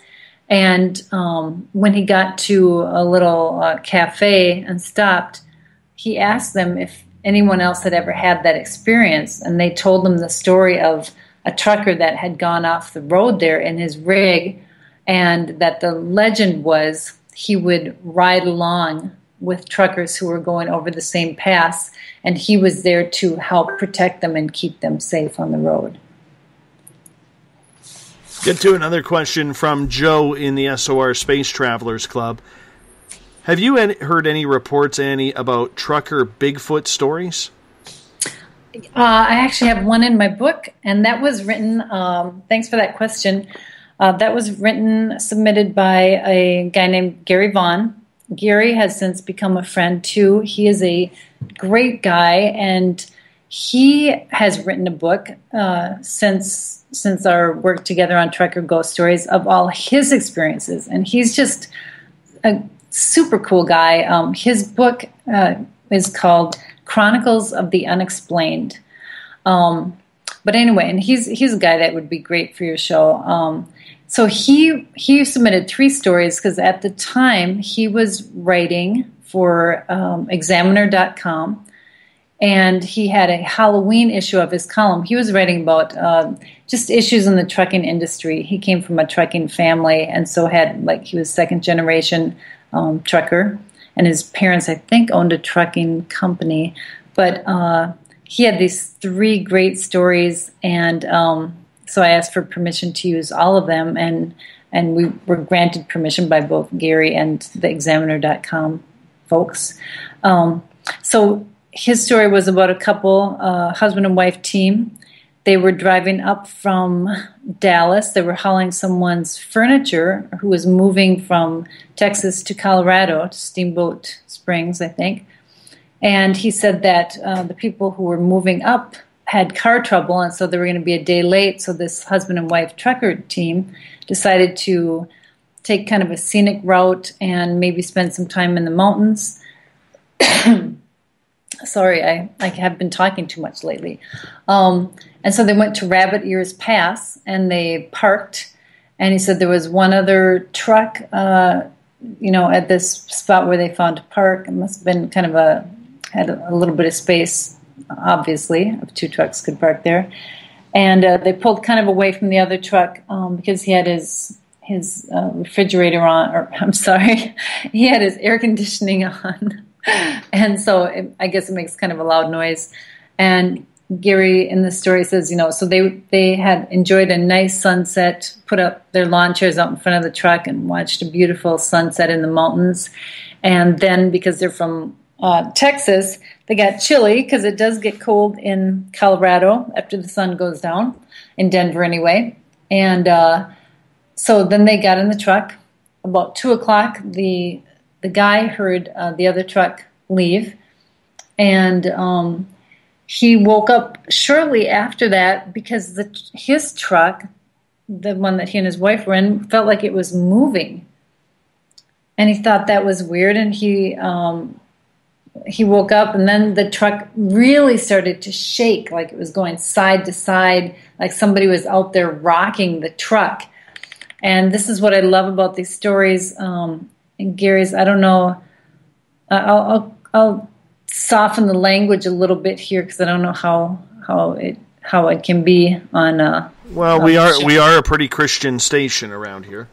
Okay, so it's nothing too bad, but he said so. The guy got up, pulled on his pants, and looked for his gun and went out to kick the behind of whoever was messing with their truck. And he said he looked, when he was going to go out open the door and go out, he found himself looking into this creature's face, looking directly into the truck. And that was like 7 feet high. So this is something that's that tall. And his wife had woken up by that time, and she screamed, and this creature just looked at them both and then turned and walked away. So they started up their truck and left. So he said they don't dare try to describe what they saw because they don't want to be considered crazy. I mean, they don't want to characterize it. They're just like, this is what happened. And that brings up a good point here, because a lot of people don't want people to think that they're crazy. They don't want them to think, well, you've spent too much time on the road, or were you on some sort of medication to keep you awake a little bit too longer. They don't want those accusations. How did you, when you were writing this story, get around those types of roadblocks? I gave my word to everyone who contributed a story that if they wanted to use a pen name or no name at all, that would be honored. Their name would be kept private. And that's what we did. And there were some people who chose to use a pen name. There are a few people who chose to use just a first name, or there's a really cool story called The Scream. I think it's called The Scream. And that contributor just used, I think she goes by The Miss. So that's what we did. And we're very careful to honor that and keep. In fact, that's one of the things I did tonight. I went through, and I wanted to give credit to the people who wrote these stories, so I wrote down their name, but that's why I wanted to look at the book and make sure I was using their pen name and not the name that I know from, signing contracts and stuff with them. So you said you... Well, go ahead. You can ask away. Okay, I was actually wanted to ask you about your experiences, because you said that you have had some very dramatic things happen, and I'm curious because I do love these stories. It's funny you bring that up right now, because Claudia in the SOR Space Travelers room had just posted about a couple minutes ago. Did Dave have an ET look at his window tonight? Haven't heard much of him. And, because on April 20th of last year, I actually, while broadcasting this show, saw something move out of the corner of my eye out the window. Mm-hmm. And this was in my old home where I'd converted an old bedroom into a studio, and it was right beside my front door. And all I'm thinking was, oh, geez, there's somebody coming to the door. My dogs are now going to go nuts and start barking, and that's never good when you're near a microphone and live radio. And so into the first question, talking Buddha of all nights. I put my microphone on mute. I turn my head and look out the window, and on the other side of that window is a giant gray head with the biggest black eyes I have ever seen. Oh my gosh. Yeah, he was about 7-8 feet away. It it tripped me out. It really did. I'm not going to lie. It was a very, very interesting tale when it came to this story. And, like I said, during this show, we've had some weird experiences. I've had a cloaked figure standing right beside me when we talked about Harold the Haunted Doll with author Anthony Kenyatta, and before the show he had warned me that there was something weird going to happen probably during the show. And so... Is that doll down in Key West? Is that Harold the Haunted Doll? Or is that no, that's Robert the Doll. Okay. Harold the Doll lives, I believe, in Maine or Massachusetts or somewhere around there, maybe Rhode Island. Okay. I never want to meet this doll. No. I have seen cloaked figures, too, and they almost always are ominous. They definitely are. Yeah. Yeah, it wasn't a comfortable feeling, but I've had a face at my window, a paranormal face. It just looked like a leather face, not the leather face from the movies, but, that would scare the hell out of me. But, like the other night, we were broadcasting, talking paranormal, and I swore my cat was in the room, and my wife, Mrs. Spaced Out Radio, actually came into the studio, and I said, "Is the cat in here?" I put my microphone on mute, and I'm like, "Is the cat in here?" She's like, "No, the cat's upstairs." And I'm like, "Well, there's a cat walking around. Are you sure? Can you look?" And of course, there was nothing there. So we get lots of weird things that happen here. Interesting. Yeah. Has it been this way for you, or do you think the radio show is somehow amplifying manifestations, or? Oh, it's a little bit of everything. That just keeps on happening, and I just keep on rolling. Annie, I'm going to get you to hold on here. We're going to go to a break at the bottom of the hour. Author Annie Wilder is our guest. You can find her website, anniewilder.com. We are talking about her book, Trucker Ghost Stories, and Other True Tales of Haunted Highways, Weird Encounters, and Legends of the Road. You're listening to Spaced Out Radio. I am your host, Dave Scott. We'll be back right after this.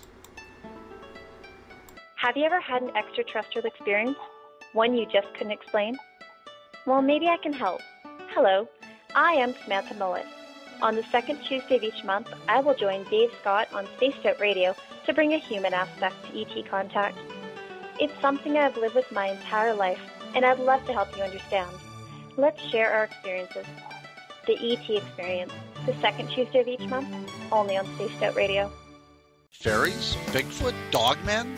Trolls? Goblins? Hey, if it's cryptid in any way, I'm looking into it. Hi there, this is author Ronald Murphy, also known as Spaced Out Radio's Crypto Guru.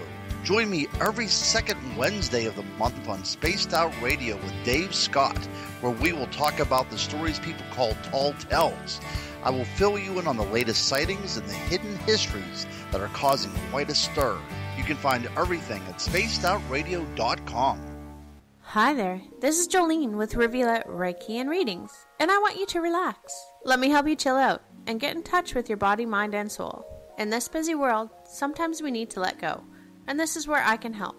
Visit my website, rivuletrndr.wix.com/rivuletrndr, or my Facebook page, Rivulet R&R, to set up an appointment for relaxation, Reiki, or readings. No matter where you are, it's time for you to make time for you. Would you like to expand your clientele? Have you ever thought of online radio advertising? Check out spacedoutradio.com to get your name out there. Our listeners support those who advertise with us, so why not give it a try?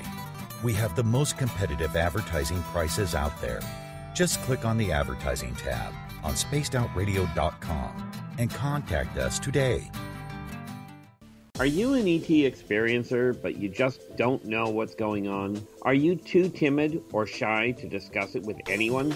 Maybe I can help. Join me, R. Keith Andrews, the first Friday of every month on Spaced Out Radio, and I will help you to find the answers you're looking for. Together, I will help you understand the off-worlders and the true meanings behind your experiences. All you have to do is join us in the Spaced Out Radio chat room. See you there. Every Saturday and Sunday night, as Dave Scott wanders aimlessly in the wilderness. You can come hang out with me, James Tyson, in Spaced Out Weekend. Starting at 9 p.m. Pacific, midnight Eastern, I'll take you along as we talk with some of the best experts in their fields. SpacedOutRadio.com is the place to find us. So sit down, relax, put your feet up. Enjoy the topics like the paranormal, supernatural, intuitiveness, and so much more. Hope to see you there. Hi there, this is your psychic medium, Joanna, and I would love it if you would join us every other Sunday on Spaced Out Weekend. With host James Tyson, we'll bring you personal psychic messages on two mediums and a large. Questions about love, life, career changes.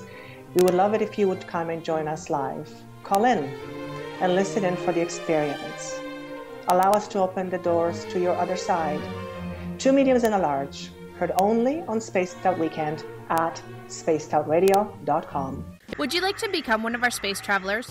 All you have to do is click on the Space Travelers icon at spacedoutradio.com. For only $5 a month, you can get access to some great prizes, as well as private monthly shows, newsletters, and a members-only section on our website. Become a space traveler today.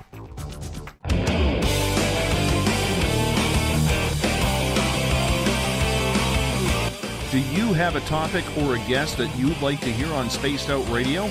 Let us know at spacedoutradio.com, where you can sign up to become a Space Traveler member today. Or you can find us on Twitter at Spaced Out Radio and on our Facebook page, Spaced Out Radio Show. Welcome back to Spaced Out Radio. Tonight I am your host, Dave Scott. Tomorrow night we finish off the week with Shadow People. Joni Mahan will be in tomorrow night to talk Shadow People with us and other paranormal stories, and that is before I head off into the wilderness to find my Zen, my Chi, and maybe a ghost or two, as I think I'm going to go ghost hunting this weekend as well with the boys from Chronicles of the Unknown. Glenn Ferguson is in the SOR Space Travelers room tonight. He and the team will be in on Monday night when I get back to civilization and back on the air with you for Spaced Out Radio. Now, if you want to follow us on Twitter, you can do so at Spaced Out Radio. Give our Facebook page a like, Spaced Out Radio Show. On Instagram, I could be followed by going to Dave Scott SOR. Subscribe to our YouTube channel, Spaced Out Radio Show, and our website is spacedoutradio.com. While touring our website, you can check out all of our affiliates who we endorse. You can also check out any of the blogs that we have. Eric Markham has also written some great stories on the SOR Spacewire for you to view. And while you're there, spend the $5 a month. It's only a Starbucks coffee. You join the SOR Space Travelers Club. You get free draws for prizes each month, a private section for your postings on the website, and so much more. Just $5 a month to join the SOR Space Travelers. Tonight's password, set by Bill Cardwell for you SOR Space Travelers, is Spectral. Spectral is your password for tonight. Tonight we are talking with author Annie Wilder. She is such a talented lady.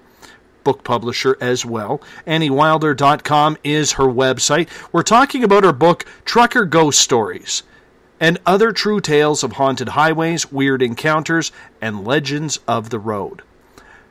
Annie, welcome back. Thanks, Dave. I have a story that I really want to share. It's one of my favorites from the book because it's just like my worst nightmare. This was submitted by, actually, I think I tracked it down and asked for permission, Christopher O'Brien. He had a radio show for quite a while. I'm not sure, and my apologies, Christopher, if you are still broadcasting, but he's written several books that I found very interesting. He lived in Colorado's San Luis Valley for many years, and I have some relatives who live there now, and the UFO activity is just crazy. That's where Snippy the horse was found, the first mutilated animal, or at least the first one that got a lot of publicity and media attention. But Christopher's story, because he was always doing research and collecting stories for his books. Plus, he was a musician, so he had a cool life. and I'm making it sound like he's not around. He still has a cool life. But anyway, this story was the chief of police talked to him about this. The uncle of the chief of police had called his nephew, and after he had this experience, he was driving home late at night, Highway 52, and it's like, he was on Easter weekend heading south 8 miles out of Casta, I'm not sure I'm pronouncing that right, when he spotted a woman hitchhiker dressed up in red walking along the side of the highway. So he stopped to see if she needed a ride into town. And it said that she got into the truck without a word, sat on the truck's bench seat, silently staring straight ahead. And he pulled onto the road and turned to ask her why she was out all by herself late at night. And it was then, and I'm doing a quote here because this is the moment, it was then he noticed she had goat's legs and cloven hooves. Before the startled man could react to the sight, she dematerialized from his front seat. And Christopher said that the chief of police really discouraged his uncle from making a police report about this, but his uncle insisted, and he was, had not been drinking, had no, he had the experience, he wanted a record of it. So that is the one that I try not to think about when I'm driving late at night, because that just freaked me out. I'd like to share with you a story that happened to me a couple of years ago. Driving on Highway 1 between a town called Chilliwack and Abbotsford in British Columbia in the Fraser Valley, there is a little bridge that crosses the Vetter Canal. And I always fish in the Vetter. And there's always plenty of accidents year after year on this bridge because it is very thin and it can get pretty slippery. And, for about a 100-yard bridge, it's amazing the accidents that have happened on there. Anyways, so one night I'm coming on, and it's in the winter, so it's a lot darker earlier, and it's probably around 8 o'clock at night, and it's pitch black. And I'm about, I'm going to say 400 or 500 yards from going on the bridge. And I look, and straight ahead of me, there is a car looking like a late 70s, early 80s sedan, four-door sedan, and it's got no lights on. Mm. And I'm debating, do I speed up and, maybe flash this guy to let him know that his lights aren't on? Because, people make mistakes. Right. And I start speeding up. The car starts speeding up. I watch it go over the bridge, and there's no traffic behind me, no traffic in front of me on the highway. Okay. And I get onto the bridge, and I see the car come off the bridge and just disappear right in front of me. Ooh. It drove into nothing. Ooh, And I've always wondered if that was one of those vehicles that maybe was killed, or the driver or the vehicle was damaged or killed in one of the car accidents on the bridge that happen every year. Yeah, like it's being reenacted or things like that. So you have noticed the difference, or probably talked about on your show, the difference between a residual haunting and an animated and dynamic spirit? Oh, I'm not that technical. Okay. I have friends who are, but me, haunting is a haunting. I haven't figured out the line between what they are or what they aren't. I just gather them all into one because it makes for a good story. They're all good stories. Yeah, I have actually, in this house where I've lived for 22 years now, I've only had one encounter that I think was a residual haunting, where the apparition did not seem to be aware of me. It was not dynamic. It was like an image, but weirdly, that is the one experience that I had where I felt this deathly cold. In fact, it woke me up because I thought I literally thought I was dying because I'd never felt anything like it. I was cold. My feet were cold and my legs were cold. And I heard someplace, it was probably, and I've since figured out what they were talking about, but that you die feet first. And that just, it was such a bad image for me. Like, I like being alive, and I'm sure that being a spirit is going to be just as cool. But the thought of being like partly dead and partly alive as you're dying from the feet up just was something I could not handle. And, thinking about it more, it's like I think what they were referring to is the fact that your extremities kind of shut down, just like when you're cold and your toes and fingers get cold first. But I woke up because my feet and legs were so cold, and it was such a weird coldness, a threatening coldness, that I thought I was dying. And I saw a woman, a sad, just ineffably sad woman sitting at the foot of my bed. She looked like she was from the 1940s. She was looking down, and it was an image. She wasn't looking at me. She didn't move. She just disappeared. But I did have a sense that she was sad about losing her son, and that her son had been like in his early 20s when he died. So I've been trying to research and see if there's anyone who lived here who lost a son, like in the war or something like that. But generally, most of the astral beings and spirits that I have seen here are active, dynamic, seem aware of me, aware of the house, and so just this dark car going over the bridge. If it's a bridge where many people have died in accidents, I wonder if it is just like a replay of those final moments. I don't know. It makes you wonder, that's for sure. I do have a comment from William Walkup in the SOR Space Travelers. He lives in West Virginia. He's saying he had a truck lose its brakes, or somebody had a trucker lost his brakes coming down the mountain we lived on. The road teased and he could not make the turn. He crashed into the riverbank and passed out. His truck caught fire. Local people pulled him out. Later at the hospital, he mentioned seeing a black dog after he picked up a woman. They didn't know that she was still in the truck, and they think she was burned alive. Oh, my gosh. Oh, that's a sad story. It definitely is. When I hear stories like that, I just do a quick ask for blessings for everyone involved, wherever they are, whether they're here or on the other side, because that's just, that would be a horrible way to go, yeah. Joe has a question in the SOR Space Travelers. Truckers keep track of their driving time. Did you ever study any missing time stories? That's a really good question. Except for these, there were stories where missing time was an element, like the trucker who got a text message from his dad. Sorry about that. But as far as major missing time as the main element of the story, not that I'm recalling off the top of my head, kind of related, and there are two stories in the book, and I love both of them.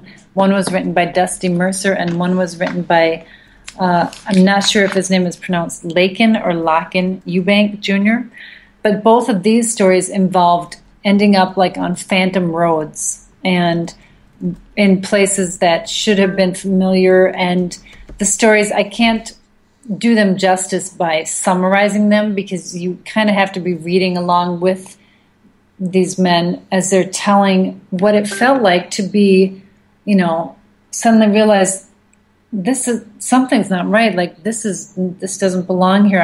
How did I get on this road? Where am I? As things got weirder and weirder and weirder, and they're trying to stay calm and figure out how to get back to someplace that is familiar. Those were also some of my favorite stories in the book. Actually,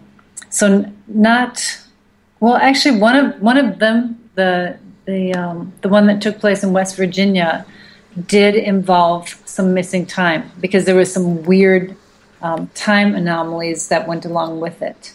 So in that way, yes, there were some missing time things.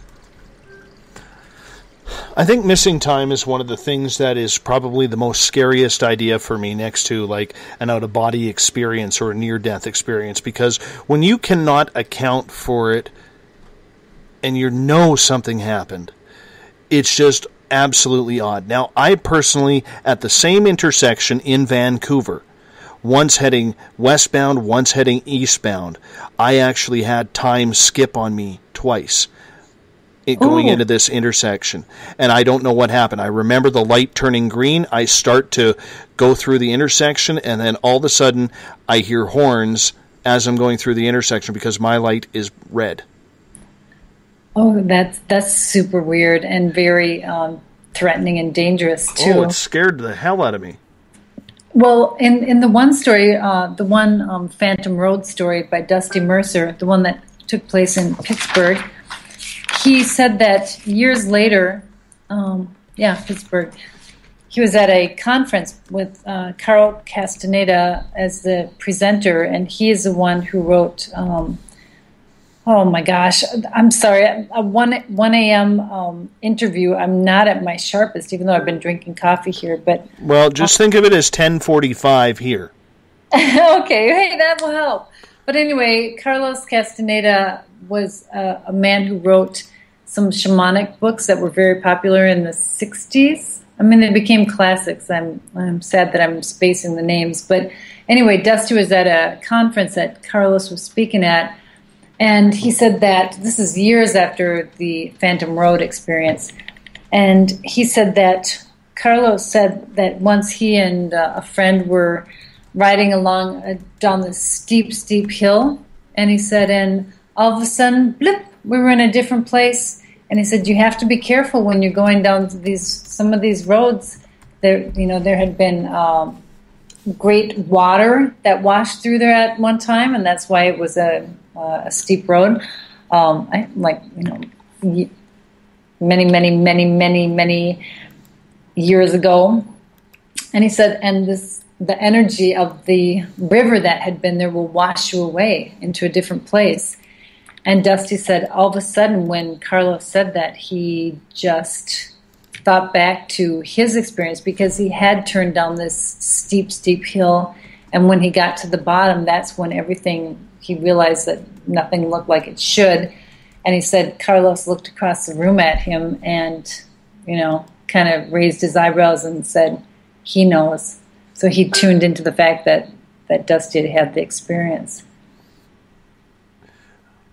When you look at and you hear all of these ghost stories and tales of cryptids, UFOs, aliens, what is normally the trucker's reaction when they are telling you these stories?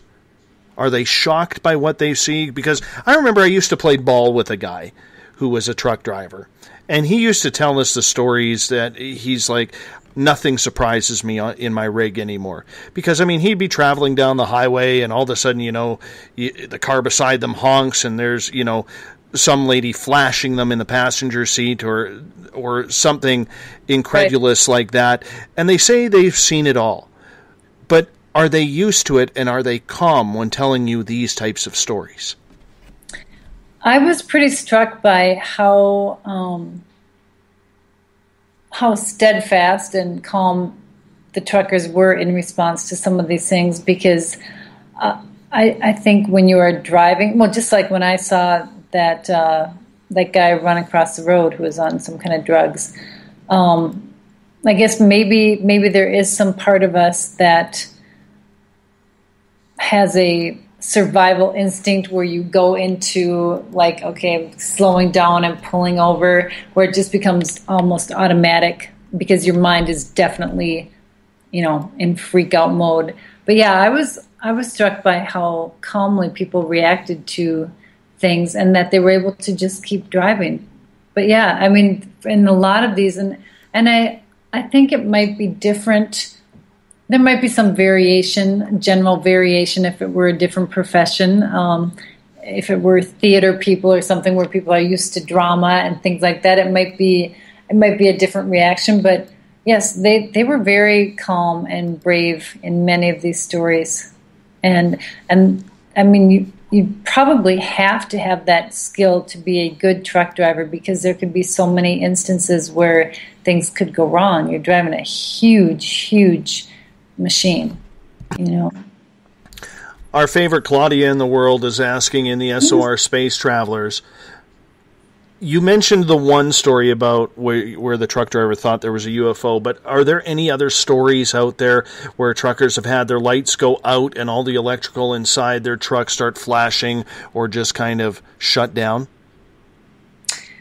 Well, in my book, I'm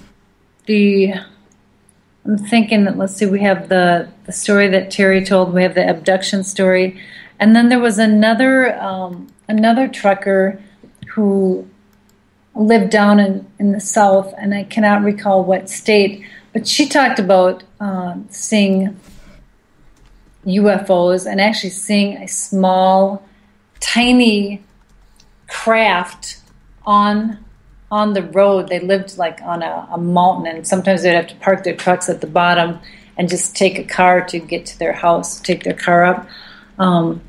But that one didn't have an actual encounter. Well, she had a missing time experience, I guess. And my apologies. This is Rebecca, but it didn't have the kind of level of drama as the being abducted by blue-eyed aliens or being chased in a truck and having your truck burned and melted and, glass blown out. So, are there some stories? I actually wanted to ask you, when you saw the gray alien, did you have any fallout from that? Were there dreams? Were there visits? Was there anything leading up to it that let you know that you might have these kind of encounters? I mean, that's a pretty major encounter. You know what? I haven't seen an extraterrestrial since. I have had a couple of odd dreams where I'm not sure what happened. I can honestly say that a couple weeks ago, I woke up in the morning and I just was not feeling right. I knew I had gone to bed early and got a good night's sleep, which I normally don't do. But that night I had. And I remember my wife kind of leaning over and saying, "Hey, what's going on?" And I said, I don't know, man, but everything is pointing towards me like I got taken last night. And I don't have any recollection. It was just a feeling that I had because I just didn't wake up very correctly. But I have not seen an extraterrestrial with my waking eyes since that happened. So the invite is open.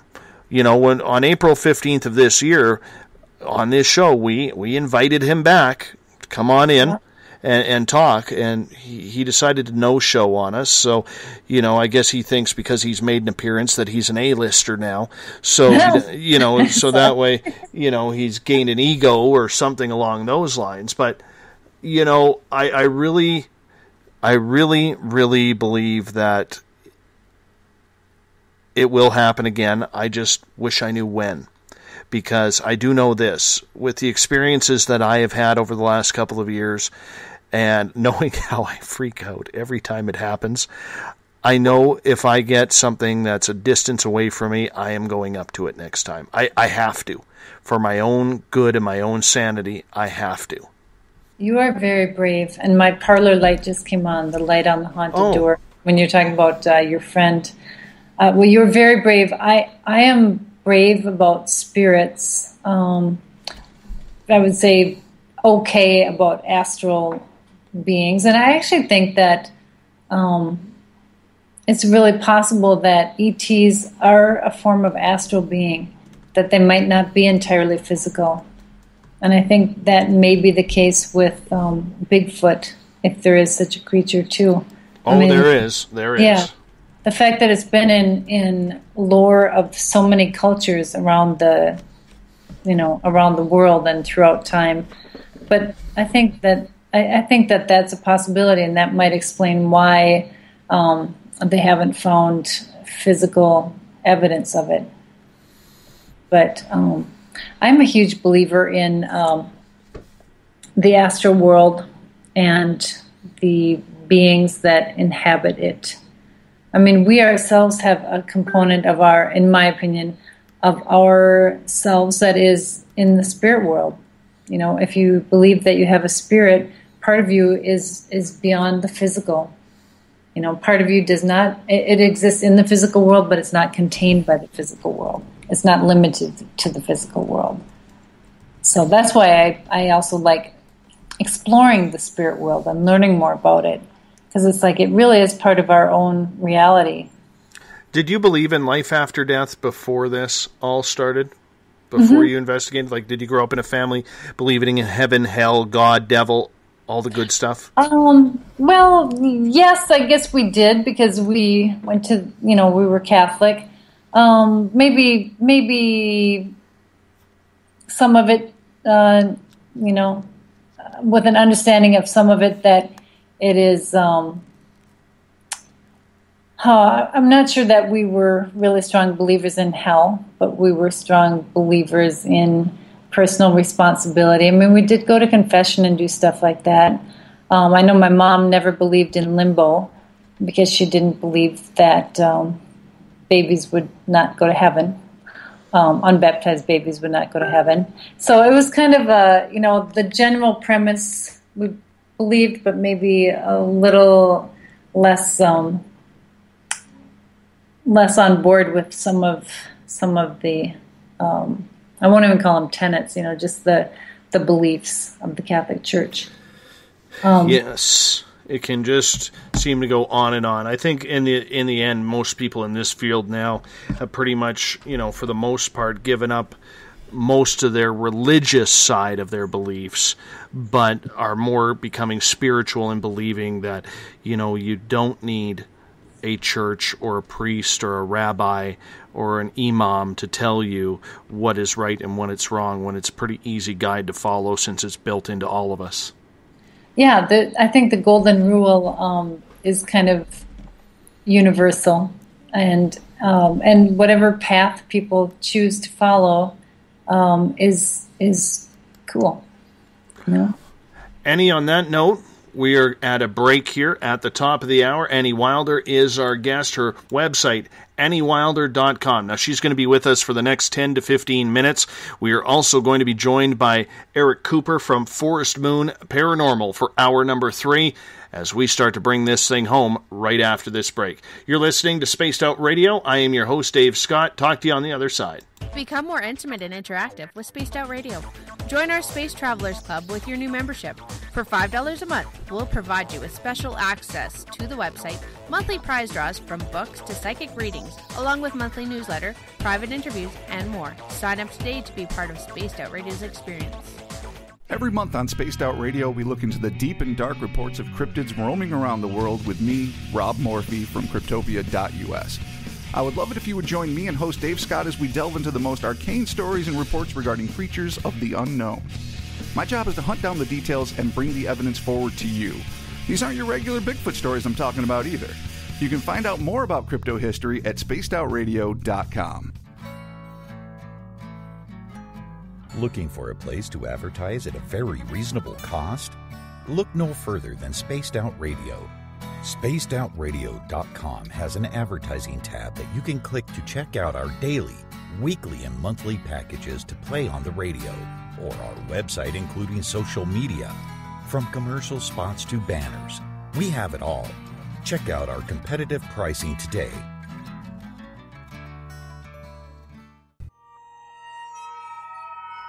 You hear footsteps in the empty room above you. A rocking chair begins rocking by itself. Don't be afraid of the things that go bump in the night. Reach for Spirit Storybox, the iPhone app the Huffington Post UK called the only ghost hunting app you will ever need. Spirit Storybox. The spirits are telling their stories. Are you listening? Strange creatures lurking in the night, the sounds of wood knocking in the forest, odd happenings right out of a fictional world. These are the reports I love. Hi there, this is author Ronald Murphy, and I would love it if you join me and Spaced Out Radio host Dave Scott the second Wednesday of every month on our journey into the unknown land of cryptozoology at spacedoutradio.com.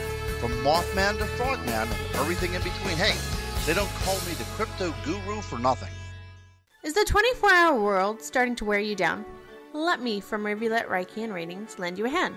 Hi, this is Jolene, and if you're in need of Reiki or a realm reading, come to my website, rivuletrr.wix.com/rivuletrr&r, and let us help you out. At Rivulet, I specialize in healing your body, mind, and soul, no matter where you are.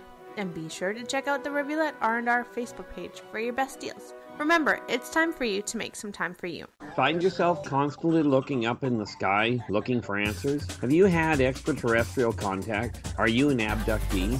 Looking for answers to your experiences? Hi there, I'm R. Keith Andrews, Spaced Out Radio's resident ET expert. Join me live the first Friday of every month where I take questions from the Spaced Out Radio chat room and help you understand those from the far-off world. It's 2 hours of knowledge every experiencer should listen to. Hope to see you there. Did you know that Spaced Out Radio runs 7 days a week? Hi, it's James Tyson from Spaced Out Weekend.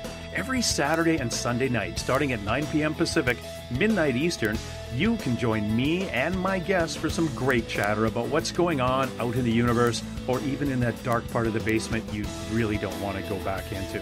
Well, let's find the answers to your experiences together. So come on up to Uncle Jimbo's cabin on the weekend. For more information, look us up at spacedoutradio.com.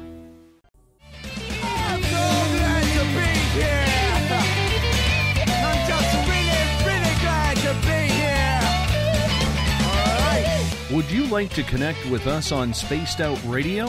Head to spacedoutradio.com to check out the latest shows, guests, and sponsors. And don't forget to sign up for the Space Travelers Club. You'll find all you need at spacedoutradio.com. Welcome back to Spaced Out Radio tonight. I am your host, Dave Scott. Good to have you with us on this Thursday night, early Friday morning if you are on the East Coast. And thank you so much for being with us. Tomorrow night, before I head off into the wilderness to go look for some Bigfoot, some aliens, and possibly a couple of ghosts or two, I will be hosting tomorrow night. Joni Mahan will be our guest. We are going to talk shadow people.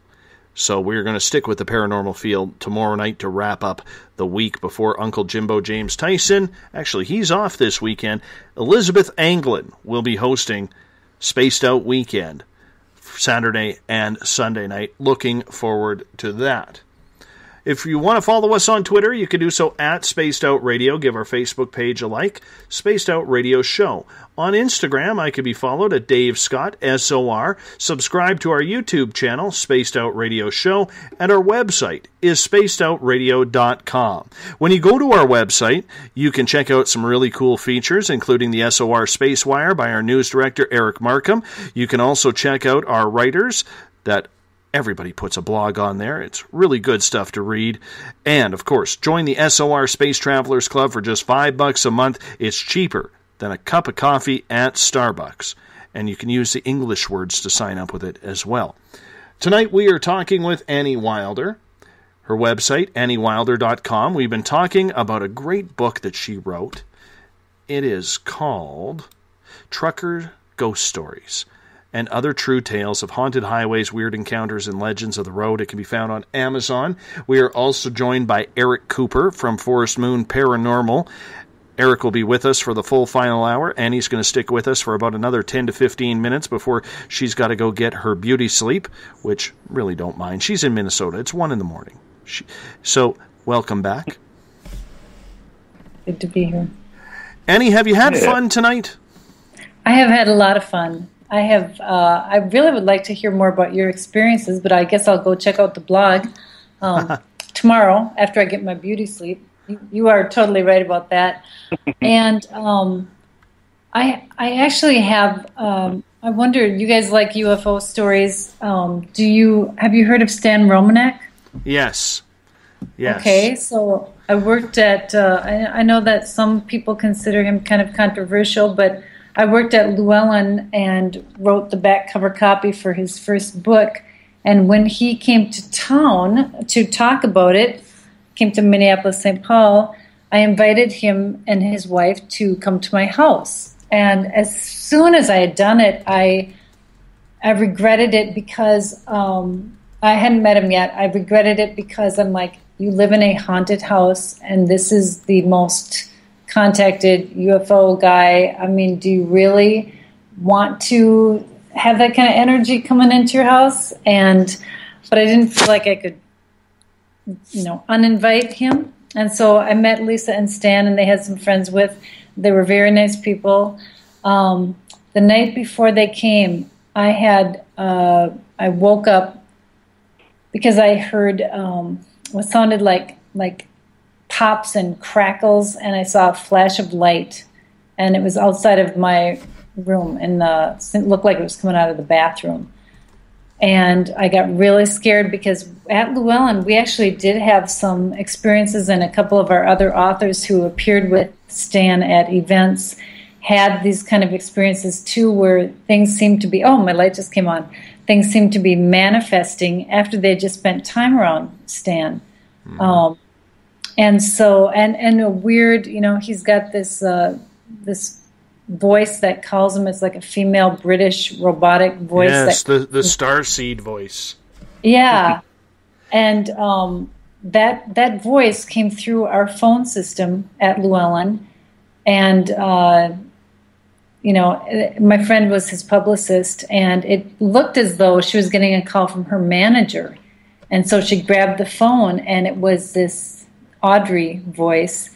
And she and her manager went and talked to our IT guys afterwards and said, how did that happen? Because whoever Audrey is, was able to manipulate a very complex, we had over 100 employees, phone system with a different line for everyone, phone system, and come as my friend's manager. So weird stuff happened. I'll just say that. Lots of weird stuff happened around Stan. So the night before, I have these, I hear these crackles, these pops. I see a flash of light. I was really terrified. And then I'm like, you know what? Maybe just because you're scared, and a light, a car might have gone down the road and reflected off the bathroom window, and then it came out in the hallway, and, it probably was nothing. And I no more than thought that. Then there was a flash of light inside my bedroom. And it took me a long time to get to sleep that night. Nothing else happened, and nothing manifested. Wow. Stan and Lisa came the next day. Well, they came the next day with their friends. We walked through the house. Some weird stuff appeared in the photographs that Stan took, and I think I have this on my website, up in the playroom, which is the haunted room in my house, the most haunted. And then that night, they were gone. I'm like, oh, I'm so relieved. Nothing happened. Thank heavens. Woke up in the middle of the night. I really wish I had a camera to see if this was entirely inside my head or if it was really happening. I felt like my bed was shaking, like really, really shaking, bad enough that it woke me up. I looked at my cat who was on the bed. She was being pulled off the bed backward, and she had like a scared look on her face and her claws out. She was pulled off the bed. And I sat there and I'm like, am I awake, or is this an astral experience? Is it a really weird dream? I sit up, I look over the edge of the bed, and there's my cat on the floor looking up at me like, what happened? Okay, it took me forever to get back to sleep. I was afraid to go to sleep. And nothing else happened after that. I'm knocking on wood.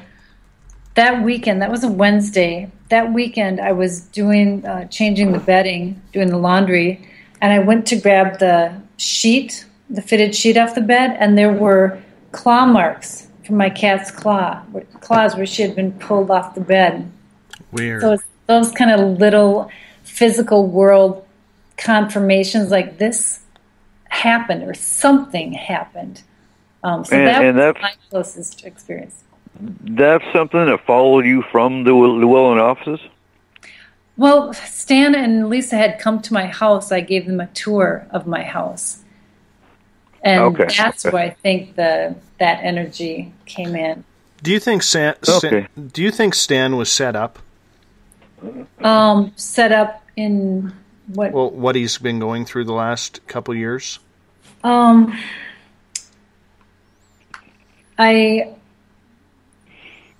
When I met him, I didn't have any sense of any kind of energy that would make the accusations true. And I used to do foster care for kids who had been through things like that. It would not surprise me. It would not surprise me if he was set up. What do you think? I buy his story. I really do. I think where he went a little bit stupid, if I could use that word in a polite way, not a derogatory way, was when you challenge the government. The government doesn't like to be challenged on their black ops or what they know. And I think if he would have approached it that his evidence is, this is his evidence, this is what's happening, without including the government involvement, I think he would be fine today. But the minute you start challenging the government full on and trying to embarrass the government, the sad part about it is, I don't think he did it. I think Stan was set up. That's my personal opinion. And good. That's good. You're more brave than I am. I really like Stan and Lisa, and I did not sense any kind of energy around him that would make me think that the accusations could be true. Well, I honestly believe that if he was truly having child pornography on his desktop and involved in child pornography, I don't think his wife and children would still be with him. Right. You know, because that's opening up a whole different Pandora's box. But when you look at it, there's two ways that the government can say, gotcha. They can either kill you, which apparently, when it comes to this now, they're not really in the killing game from what I have learned.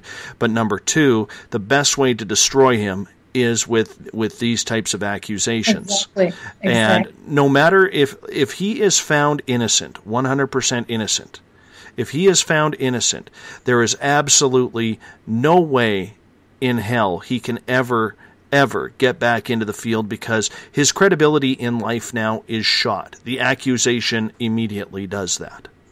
Right. Yep, I agree. It's just the most effective way to destroy someone. Absolutely. Not that there aren't cases where it is real. It's cheaper, and it takes away the risk of being caught. It's much easier to defame or to discredit someone than it is to kill them. If you kill them, you got a whole lot of explaining to do, basically. Yep.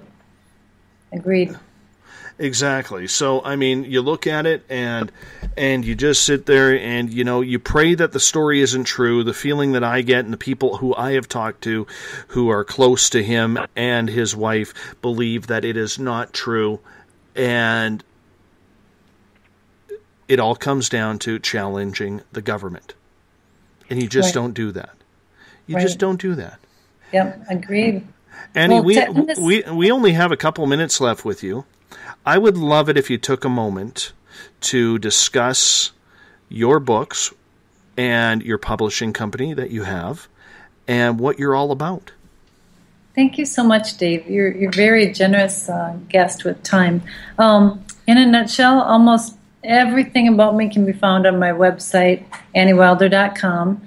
I have 3 books. The first, House of Spirits and Whispers, is a book about my haunted house. I'm working on a sequel to that book now. The second book is Spirits Out of Time, and that is true family ghost stories. And that book has a ton of photographs because everybody wanted photographs in my first book. Third book is Trucker Ghost Stories. And in case people want to check it out, the episode of Monsters and Mysteries in America that I was on with Terry and American Trucker Carl was Badlands season, I think season 1, but the Badlands episode. And then a year ago, I worked in publishing I have worked in publishing because I'm still doing some contract work for different publishers, about 17 years. And last year, I started my own literary agency. I don't publish books, but I do represent authors, and I focus on paranormal and metaphysical titles because that's where I actually have some experience that I feel can be useful to other people. And that's on my website, too, all the information about that. It's been so busy, the literary agency, and it's Annie Wilder Literary Agency, that I am temporarily, this is pretty common in this field, I'm not accepting submissions right now, but I'll reopen submissions on September 1st. I have a bunch of new clients, and that means a bunch of things to do to help them get their projects ready to submit to publishers. So I'm super grateful about that, and that's been a lot of fun, very satisfying. Well, I appreciate you taking the time to join us for 2 hours and 15 minutes on Spaced Out Radio tonight. It's an absolute pleasure to get to know you, and I look forward to it. You're going to get an email from me because you have decided to donate, thank you so much, a couple of books to the SOR Space Travelers, and we will be giving them away later on this month. Well, thank you so much, Dave. This has been great. And thank you to all the people that came on and asked questions and went into the chat room. And I hope to talk to you again sometime. Well, we definitely will. Definitely will, because you're fun. And I think that it would be good for us to stay in touch. So sounds good, Dave. You take care. Thank you for being on Spaced Out Radio. Thank you all very much. Good night. Take care. That is Annie Wilder from AnnieWilder.com. We were talking about her book earlier tonight, Trucker Ghost Stories and Other True Tales of Haunted Highways, Weird Encounters, and Legends of the Road, which can be found on Amazon. She's going to donate a couple of those books. You have to be an SOR space traveler in order to win these prizes. I think it's a pretty cool book to win. I think. I know, most definitely. Oh, yeah, absolutely. Well, you would say that, Eric. You are a space traveler. So, now we are joined by Eric Cooper from Forest Moon Paranormal. He helps fill in when our guest has to hop on out early. So, my friend, how you been doing? Been doing good. Been busy. You've been doing a lot of research lately and a lot of preparation for your first ever Forest Moon Paranormal Paracon, which will be happening this October. Since I got my arms yanked behind me to go lecture, yeah. Who did that? Who's making you lecture now? Oh, God. Basically, SJ and Mrs. Forest Moon. Oh, yeah? Yeah, and then, of course, you didn't help us. Yeah, you should. I have no problem with that, though.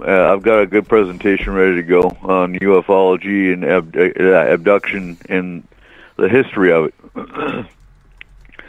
And now that I've kind of mastered and figured out how to do the PowerPoint aspect of it, I'll be working on the next one of fairies.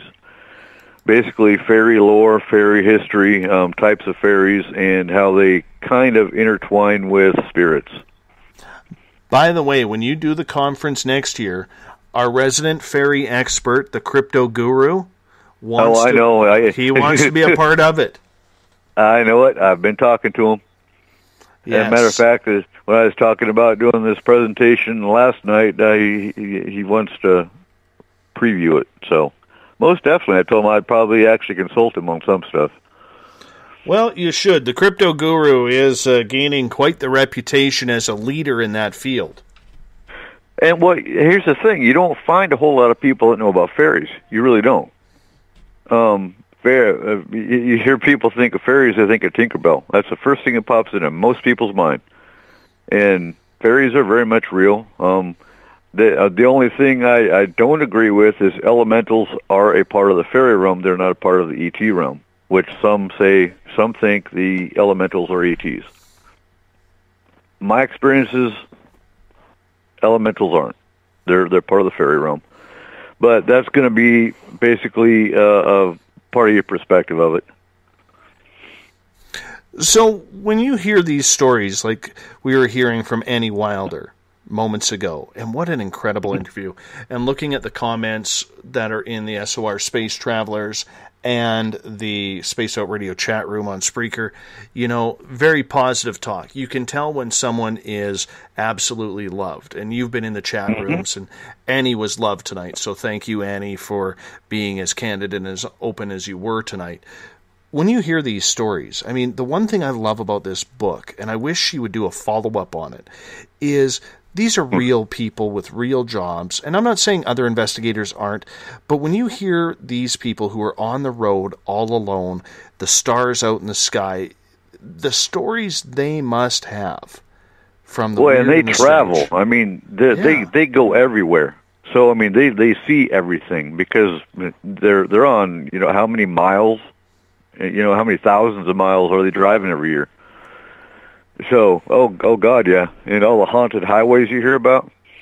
Oh, let alone let alone the buildings. I mean, and I like I was discussing in the chat room. Yeah, can you imagine being driving an 18-wheeler on an extraterrestrial highway? Well, I mean, that's the same thing that Donnie said when he was talking about Tonopah, how it felt like there was somebody hopping into his truck with him, and he only does daily deliveries. Now, Tonopah is about an hour north of Las Vegas, which is right near the Black Box, which leads you to Area 51. In fact, Rachel, Nevada. And Tonopah is actually the place where the United States Air Force flies their drones that are bombing the hell out of the Middle East. Okay. So it's a very, very important area. Mm-hmm. Do you like, you know, Eric, I know you deal a lot more with the extraterrestrials and the cryptid phenomena, but do you like a good paranormal story? I do. In fact, we just had a case yesterday. Hell, my days are running together. Yesterday or the day before, we had an investigation here in town, and there's 3 spirits. In fact, I've got an apparition picture of one of them. I do believe I have to get a second set of eyes to look at it. But there is a little girl, there is an older woman, and there's an older man. The house is from the 1930s. Very, very active. Nothing negative, though. Just restless, stuck spirits. Why do you think so many spirits get stuck? Is it that they're afraid to cross over to the light? Explain that to me. I think some of them want to be there. I mean, to be honest with you, this is your home. You want to leave your home? I mean, I understand going to the light and crossing over. I understand that. But if you're an old settler, for example, and you pass on, and in one case of one of the spirits that we were potentially picked up on, she may have been killed on that site. And okay, if it's a death or something like that, that's different. They're stuck there, and we're gonna be doing a follow-up investigation on that place. But yeah, I think. And I've said it before a long time ago. I think The Others, the movie, has it pegged perfectly. You're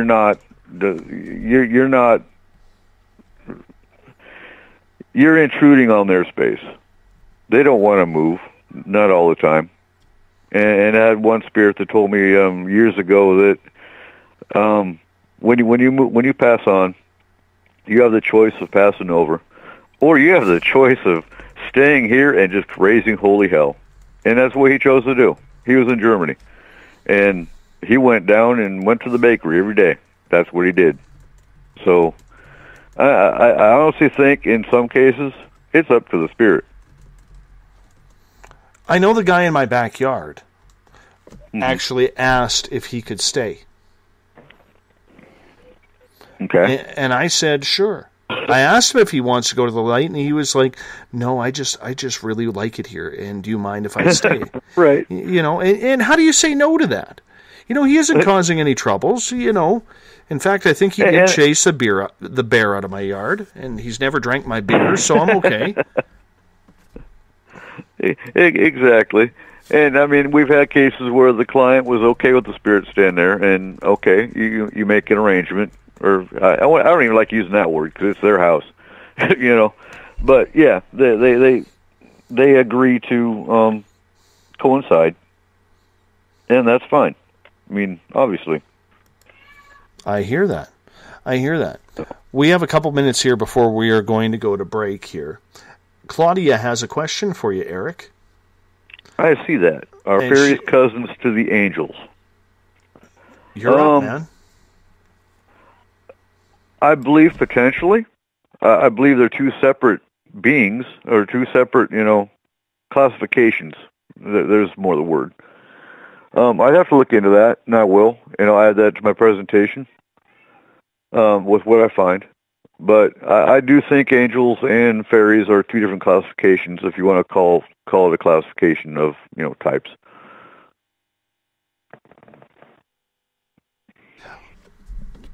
When it comes to fairies, do you think they are absolutely anywhere and everywhere, or do you think that they are, just segregated in pockets of maybe areas that are near forests or near untouched land? I think they're everywhere. If you live in an apartment and you have a pot of flowers on your balcony, you have a potential of having fairies. Dryads, for example, are the fairies. They're not fairies, but they're the spirits of trees. I could go on, but like I said, I have to do a whole lot of research to get everything. I used to have all this memorized, but it's been a long time. So yeah, I have to do a whole lot of refreshing and research and whatnot, and get back into it. Corey has a question. Corey has a question here in the Space Out Radio chat room on Spreaker. Eric, can you tell if fairies are part of the elemental realm? I was told that the little Ewok I saw in her house was part of the elemental realm, but also the ET realm. Okay, and that's where I have a hard time. Now, there might be two different kinds of elemental types. The elemental type I'm familiar with is part of the fairy realm. And usually you don't see an elemental. An elemental is more like a spark. If that's so the Ewok you saw, I wouldn't call an elemental. It would be think of elementals as energy. That's pretty much all they are. And that's why I say they call them a spark. And most of you have seen the pictures I took in Iraq of the elementals leaving, and that's pretty much they are. There's an elemental for each of the four elements: water, fire, earth, spirit. Actually 5, but anyway, yeah. But yeah, I keep hearing. In fact, I think it was Ron that was talking about the elementals being ET, and I'd have to look into that as well because I'm curious. I'm curious too, my friend. We're going to take a break here at the bottom of the hour. Eric Cooper is our guest tonight for the final hour of Spaced Out Radio. Is him or Corinne de Winter, the poet, will fill in the final hour of Spaced Out Radio when our guest could only do the first two, but that's all right. Knowledge is everything, and Eric has plenty of that. He's with Force Moon Paranormal. We also want to say thanks to Annie Wilder, the author, for coming on the show for the first 2 hours and 15 minutes. Her website, anniewilder.com. You're listening to Spaced Out Radio. I am your host, Dave Scott. We'll be back after the break. Are you an experiencer? Have you had run-ins with strange creatures you can't explain? ETs, Dogman, Bigfoot, werewolves? They're enough to scare the daylights out of anyone. Hi there, I'm Butch Witkowski from your Cop. And on the last Monday of every month, you can listen to me and the host, Dave Scott, talk about the weird and the strange being reported on Spaced Out Radio. I'm going to bring my investigations and sources, you bring your experiences, and we'll figure out the rest together. Strange Days on Spaced Out Radio. Come tune us in at spacedoutradio.com. Are you interested in advertising on Spaced Out Radio? Head to our website at spacedoutradio.com and click on our advertising tab. There you will find an assortment of ways you can get your product out there with us. From the radio, commercials, to banners, to social media. Have a product you'd like our host to endorse? We can do that too. Visit spacedoutradio.com for more details. Visit purpleplates.com today. For over 40 years, the Purple Energy Plates have been delivering amazing results for their many customers. Inspired by the great genius Nikola Tesla, the harmony, healing, and energetic effects of the plates have proven over and over to be beneficial and often miraculous to thousands of customers. With their money-back guarantee and the many benefits, how can you afford not to get one? Check their site for daily specials and choose from their many energy products. You won't be sorry. Right here, this is where we divulge the fruit of our research. Here on the Webster Phenomena every Saturday night at 8 p.m. Pacific, 11 p.m. Eastern, on Spaced Out Radio. Attention Spaced Out Radio listeners. For only $5 a month, you can join Spaced Out Radio Space Travelers. Your membership at spacedoutradio.com will give you access to private fan area on the website, get you a monthly newsletter, draws for monthly swag, and a whole lot more. Sign up today to become a part of the Spaced Out Radio experience. Strange creatures lurking in the night, the sounds of wood knocking in the forest, odd happenings right out of a fictional world. These are the reports I love. Hi there, this is author Ronald Murphy, and I would love it if you join me and Spaced Out Radio host Dave Scott the second Wednesday of every month on our journey into the unknown land of cryptozoology at spacedoutradio.com. From Mothman to Frogman and everything in between. Hey, they don't call me the crypto guru for nothing. Greetings and salutations, space travelers, from the Chronicles of the Unknown team. What is Chronicles of the Unknown? I keep hearing about this thing. It's a new paranormal reality TV show based right here in beautiful British Columbia, Canada. Follow our team as we uncover claims of activity on the Caribou Gold Rush Trail. You can also follow us here every third Monday, where two members of our team will be available to answer your questions. We'll give you some equipment updates and some of our experiences on the road, right here on Spaced Out Radio. Did you know that Spaced Out Radio runs 7 days a week? Hi, it's James Tyson from Spaced Out Weekend.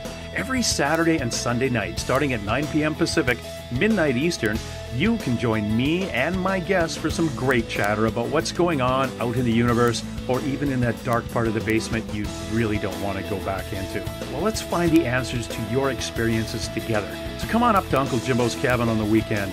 For more information, look us up at spacedoutradio.com.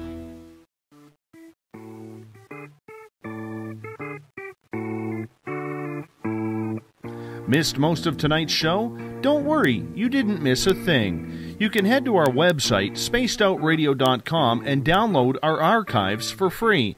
And don't forget to get your Space Travelers membership today. Now, back to tonight's show. Welcome back to the final half hour of Spaced Out Radio tonight. I am your host, Dave Scott. Thank you so much for being with us. As tomorrow night on the show, we will have Joni Mahan with us. We are going to round out the week, finishing off with some paranormal. We're going to talk shadow people tomorrow night. Who are they? What are they? Evil, good, or just indifferent? Maybe your own shadow. Should we be afraid of them? We'll find out tomorrow night, starting at 9 p.m. Pacific, midnight Eastern time, before we give way to Spaced Out Weekend with James Tyson and Elizabeth Anglin. I'm hoping to do some paranormal investigating this weekend with Chronicles of the Unknown. They will also be with us on Monday night.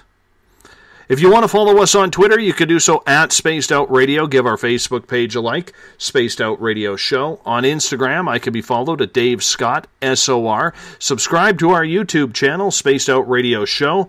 On that website, which is ours, you can catch up with our affiliates who we are associating with. You can also read the SOR Space Wire from our news director, Eric Markham. There is our blog page. You can click on that, read some very talented writing, including the poet herself, Corinne de Winter. Great poet she is. And, of course, you could join the SOR Space Travelers Club for just $5 a month, like Eric Cooper did from Forest Moon Paranormal. Tonight's password, set by Bill Cardwell in the SOR Space Travelers, it is Spectral. Spectral is the password tonight in the SOR Space Travelers Club. Now, we were joined earlier in the show by Annie Wilder, and Eric Cooper, that is, has come in from Forest Moon Paranormal to join us for the final hour. Eric, we have a bunch of questions lined up for you, but I do want to get off a couple of stories here. I don't know if you saw the photos that I posted in the SOR Space Travelers Club tonight, but today, it hailed like anything at my house today. The hail, no word of a lie, was the size of marbles. Remember when we used to shoot marbles as kids? Everybody had a collection of marbles. That size was the hail. It was massive. Massive. I used to have rhubarb in my front garden. Now all I have is a bunch of stems sticking up. So, I don't know. It was a brutal piece of Mother Nature today. I can honestly say that. I also do have a little bit of Spaced Out Radio news for everybody out there. We are going to be adding another affiliate to Spaced Out Radio. I'm hoping this is going to take place as of August 1st. So fingers crossed that we can get everything sorted out by then. If not, it may be a week or two later. We are going to be the nighttime show, the official nighttime show of Revolution Radio. So Revolution Radio at freedomslips.com. And you can Google that. We're still going to have the Spreaker format. And everything that you are seeing right now, or how you are listening, whether it's on the website, whether it is on our SOR Space Travelers on Facebook, everything is going to remain the same. We're going to keep that. We are broadening the audience. Now, this is a station that does very big numbers in regards to listenership, and it is only going to be a positive. They have some very talented people on that show. Some of them have even been guests on this show, like Lori and Fenton. Okay, and this is a big step up for us. They are one of the largest broadcasters of internet radio out there. So you will hear a few changes. Okay, there will be longer breaks at the top of the hour. That's really the only thing that is going to change. But for the most part, everything is going to remain the exact same. So we are adding a new affiliate, and it will be 7 days a week. So if you check out Revolution Radio at freedomslips.com, okay, we are going to be adding them along the lines, and I'm very excited to have that news happen today. I had about a half an hour-long meeting with the team there. They are very excited to have us. They've heard very good things about us and the way that we take this show. They love the look of the new look website. They love the sound of the show. They've even had spies in our chat rooms to see what kind of chatters we have. And they think that the participation level that we have in here is extremely knowledgeable. So I clap to all of you for being out there. There's me, my clapping. We did. But that's how we get it done. That's how we get it done. This is a team effort.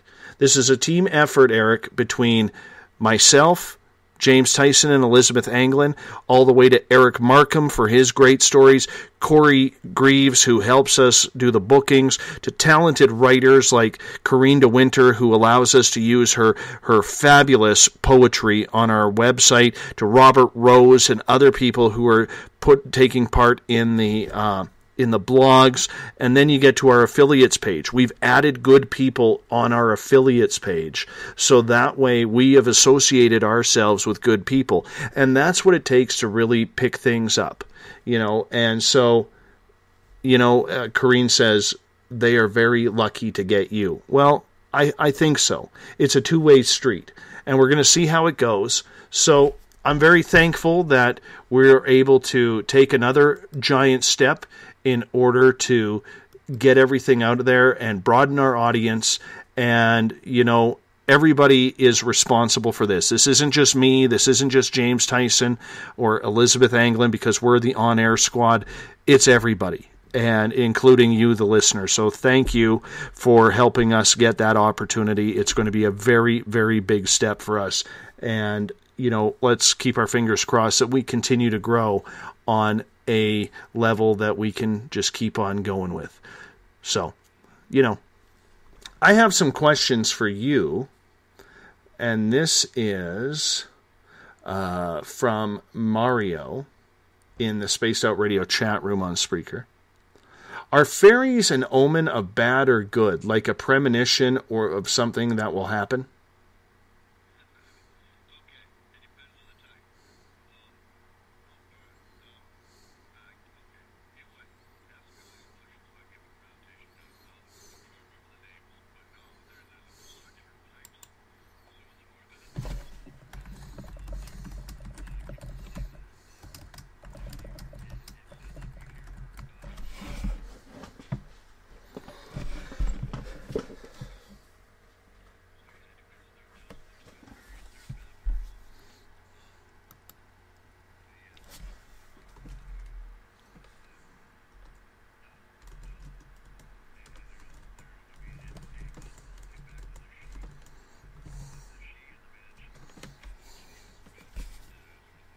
mind.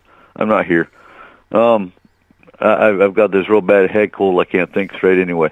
But yeah, the banshee is the one that if you hear her hollering out your window, then yeah, it's an omen of death. But there's good, there's bad. Now, there's some signs. There's actually dragonflies are a good fairy sign. For example, if you ever have a dragonfly come and push you or ram into you, then there's.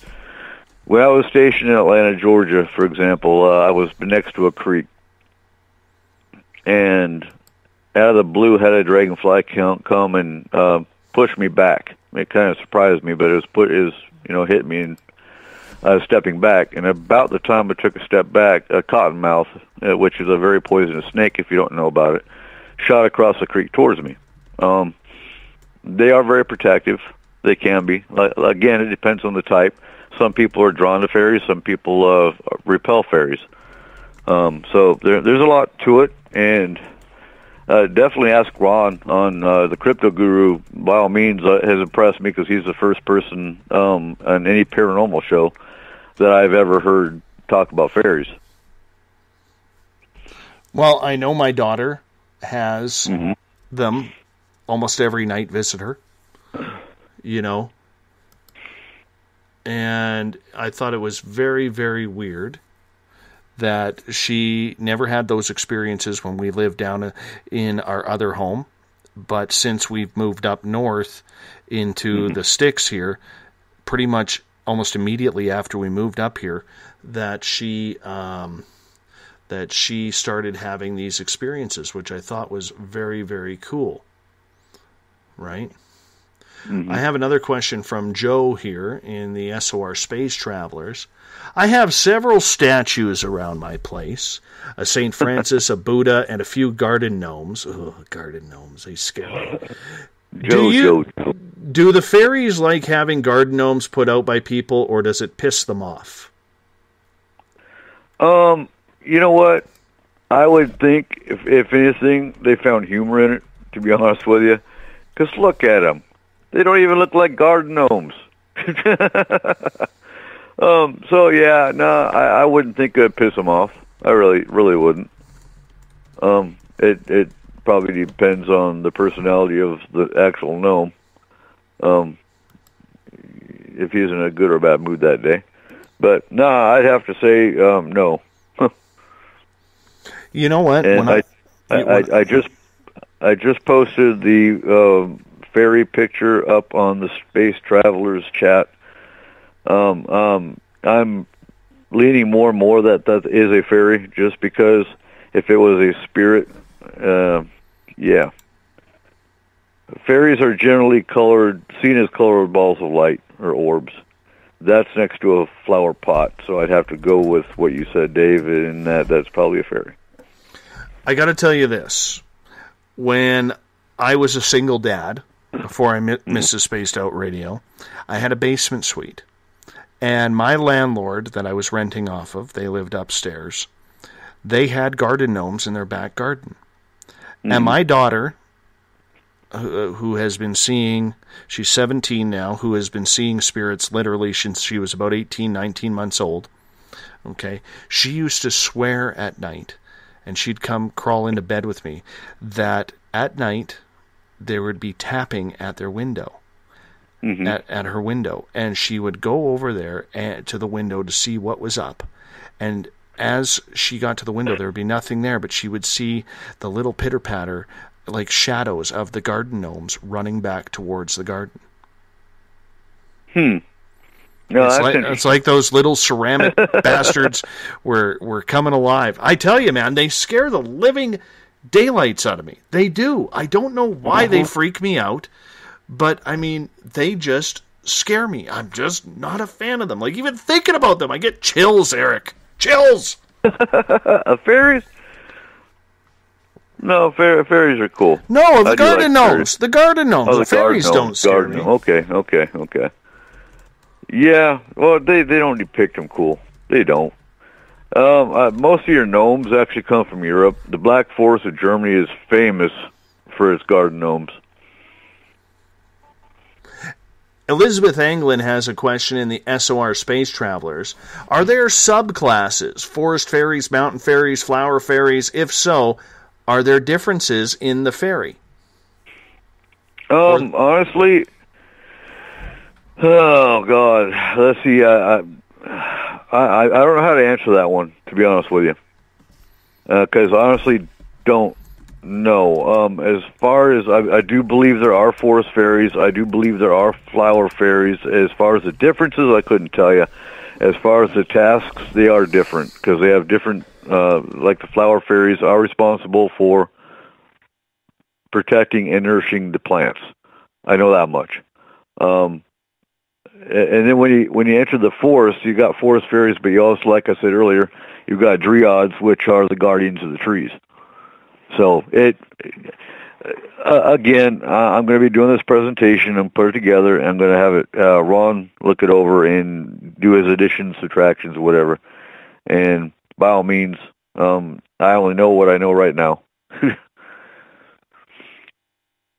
Another question coming from Claudia. Could it be the people who do not prepare for death spiritually or just by not talking about it or understanding the process of death in any way are the ones who stay behind? I think that it could hinder them. They could be, stuck here easier. That doesn't even sound right, but I believe it could hinder them from moving on if they didn't prepare for it. But honestly, who prepares for it? I don't know. I don't. Not many people I can think of. Am I going to be stuck here? Honestly, my belief, no. But I mean, let's face it, man. We are in a nice place. Why would you want to leave? Exactly. Especially, for example, with some of those spirits, if they built their house. And a lot of spirits are stuck to the land. Why would they want to leave? And then you got the ones that aren't actually spirits. They're basically stuck in time. And if you were to do an EVP session, Sandy and I were talking about this just the other day on episode 2. Episode 2 of Area 51 Cafe should be released by morning. Sandy's working on it right now. But we were just talking about that on the episode, in that what's the difference between a ghost and a spirit. And with some of the spirits that are stuck in time, with the cases where, I can't remember exactly what town it was, but there was a town where you could park your car on the train tracks, and there was a school bus. You probably know which case I'm talking about. But there was a school bus that was hit, I believe, back in the 20s, and all the kids were killed. So when a car stopped on the train tracks, all the spirits of these kids would push the car off the tracks. Really? Have you ever heard of that? You've never heard of that story? I've never heard that. I can't remember where it's at. I'd have to look it up too. But in some of those cases where you see the same spirit on the anniversary of the death, they're actually not there. That's more of a time loop. And if you was to actually go do an EVP session with that spirit, you wouldn't get nothing, because it's actually just energy that's stuck in time. Do you find that most spirits that stick around and most spirits that are, deciding to stay here are of the good nature rather than of the malevolent nature? I would say, from the experiences I've seen and the experiences I've researched, yeah. Going back again to Germany, because that's where most of my haunting cases were, other than the investigations I've done here. But, yeah, but on the same token, just as evil spirits can stay here is good, because there was multiple spirits in the house we lived in Dettelbach, and the evil one was there just as well as the good. So no, I don't think it matters. Why do you think children, especially teenagers, from, let's say, 3 years old and up to my daughter who's having these experiences with the fairies is 13. Why do you think that they are able to keep such an open mind with things and see so much more than us adults do? Because the veil over their eyes hasn't closed, and it doesn't always close for some people, for some adults.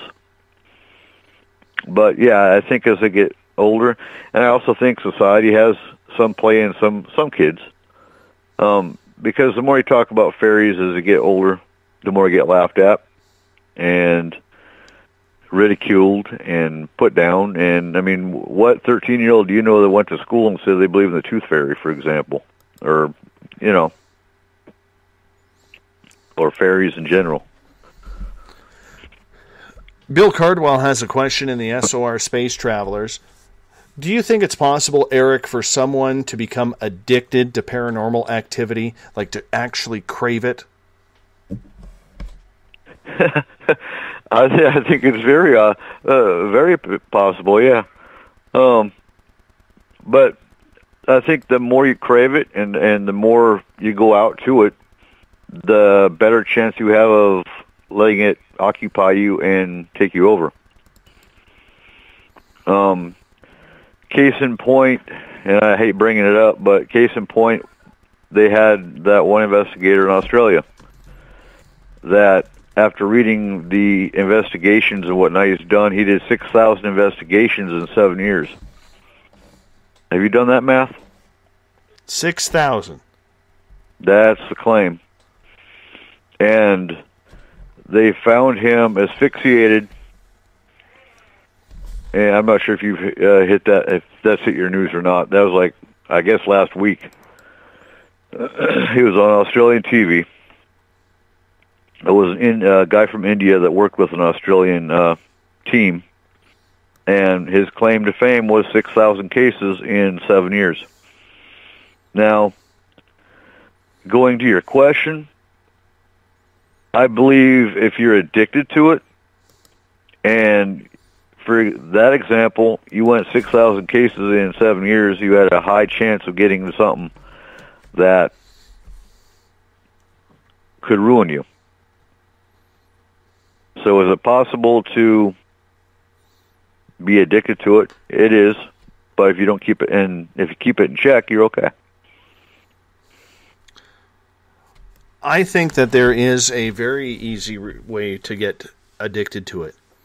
And I think there's a couple of ways. I think, number one, you have so many personal experiences that you just can't explain that you literally stay up all night and all day because you become, asphyxiated to the issues that are happening. Like it's all consuming.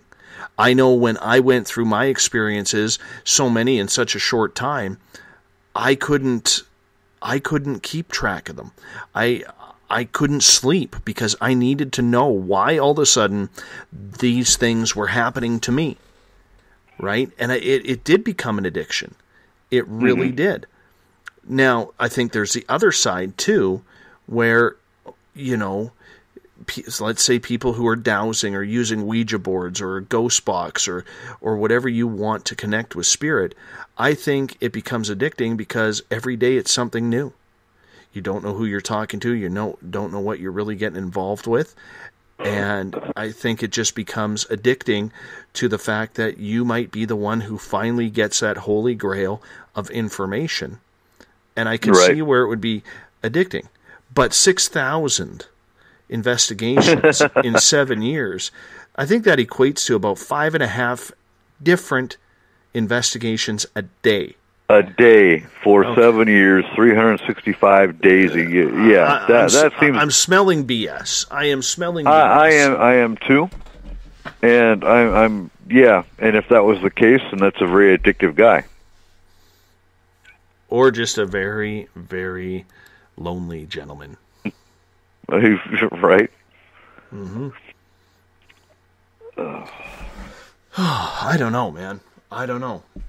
People like that. See, it's people like that I can honestly say do this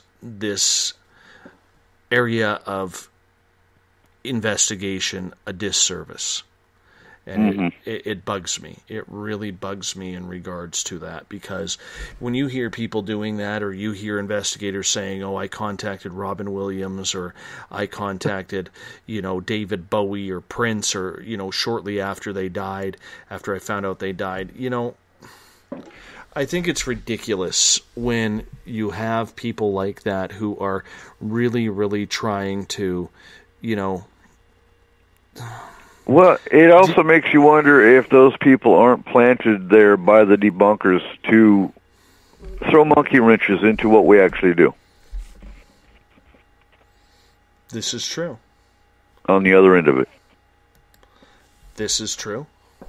Because you always have that. Society is what it is. No, it is. You're absolutely right. But until those type of people start calming down and start waking up and seeing that they are actually doing more harm than good, which I doubt some of the ego in this field will allow, right. I really still consider us, being kicked to the wayside by the mainstream and saying, you're full of it. You don't know what you're doing. But Dave, we're about to jump into a bigger network. How? With a bigger listening base. Oh, very true. Very true. And I'll tell you this, man. There are certain people that will not come on this show no matter how big the audience is. Oh, hell no. Because keep on doing what you're doing with a bigger radio station, and oh yeah. Well, we're adding to it, my friend. We got time for one more question. This comes from Claudia, because Claudia's awesome that way. Does Eric Cooper believe the veil is getting thinner and thinner, and many more things from the other side will be showing itself? Maybe also one day the veil will open and we will see everything one day of the other side. Okay. First of all, on a normal level, the veil opens thinnest, as most people know, during what society calls Halloween, what we call Samhain. That's when the veil is the thinnest, along with June 18th, which is midsummer, and that's usually what we call a fairy day. It's midsummer, and those are the two normal days where the veil is the thinnest. Now, this is just my opinion, and what I've seen, what I've felt. I haven't seen anything, but what I've felt, I believe, and a lot of people disagree with this, but I think 2012 was not the end of the world. Obviously. I think 2012 is when the veil started getting thinner, and I think it's getting thinner each year as we go to basically a transformation. To what? Just enlightenment. Nothing major. But yeah, is the veil getting thinner? Yes, it is. And you're going to see more and more paranormal activity and more UFO sightings every day from now on. And on that note, my friend, I have fired up Little Brother is Watching by our man, the myth, the guitar legend, Bumblefoot. Eric Cooper, thanks, buddy. Appreciate you stopping in. Great. That's why you kick ass, buddy. Keep it up with the great work with Forest Moon Paranormal. Outstanding. Have a good night. You too, buddy. Eric Cooper from Forest Moon Paranormal. You can find them on Facebook. The reason why I love having Eric on here is he is so diverse. So diverse. And you know what? This is a dude who is always willing to give a helping hand to anybody on this planet. He's a stand-up dude, Eric Cooper. So if you're in the paranormal field and you're on social media, go over to Forest Moon Paranormal, add yourself. I want to also say thank you to Annie Wilder, who joined us for the first 2 hours and 15 minutes. AnnieWilder.com, talking about her book.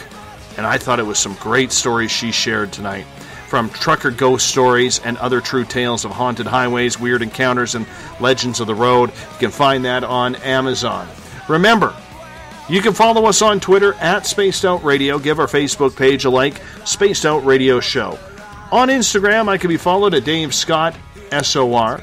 our YouTube channel is Spaced Out Radio. And make sure while you're visiting spacedoutradio.com that you take the time to join the SOR Space Travelers. It's only $5 a month. Hop in.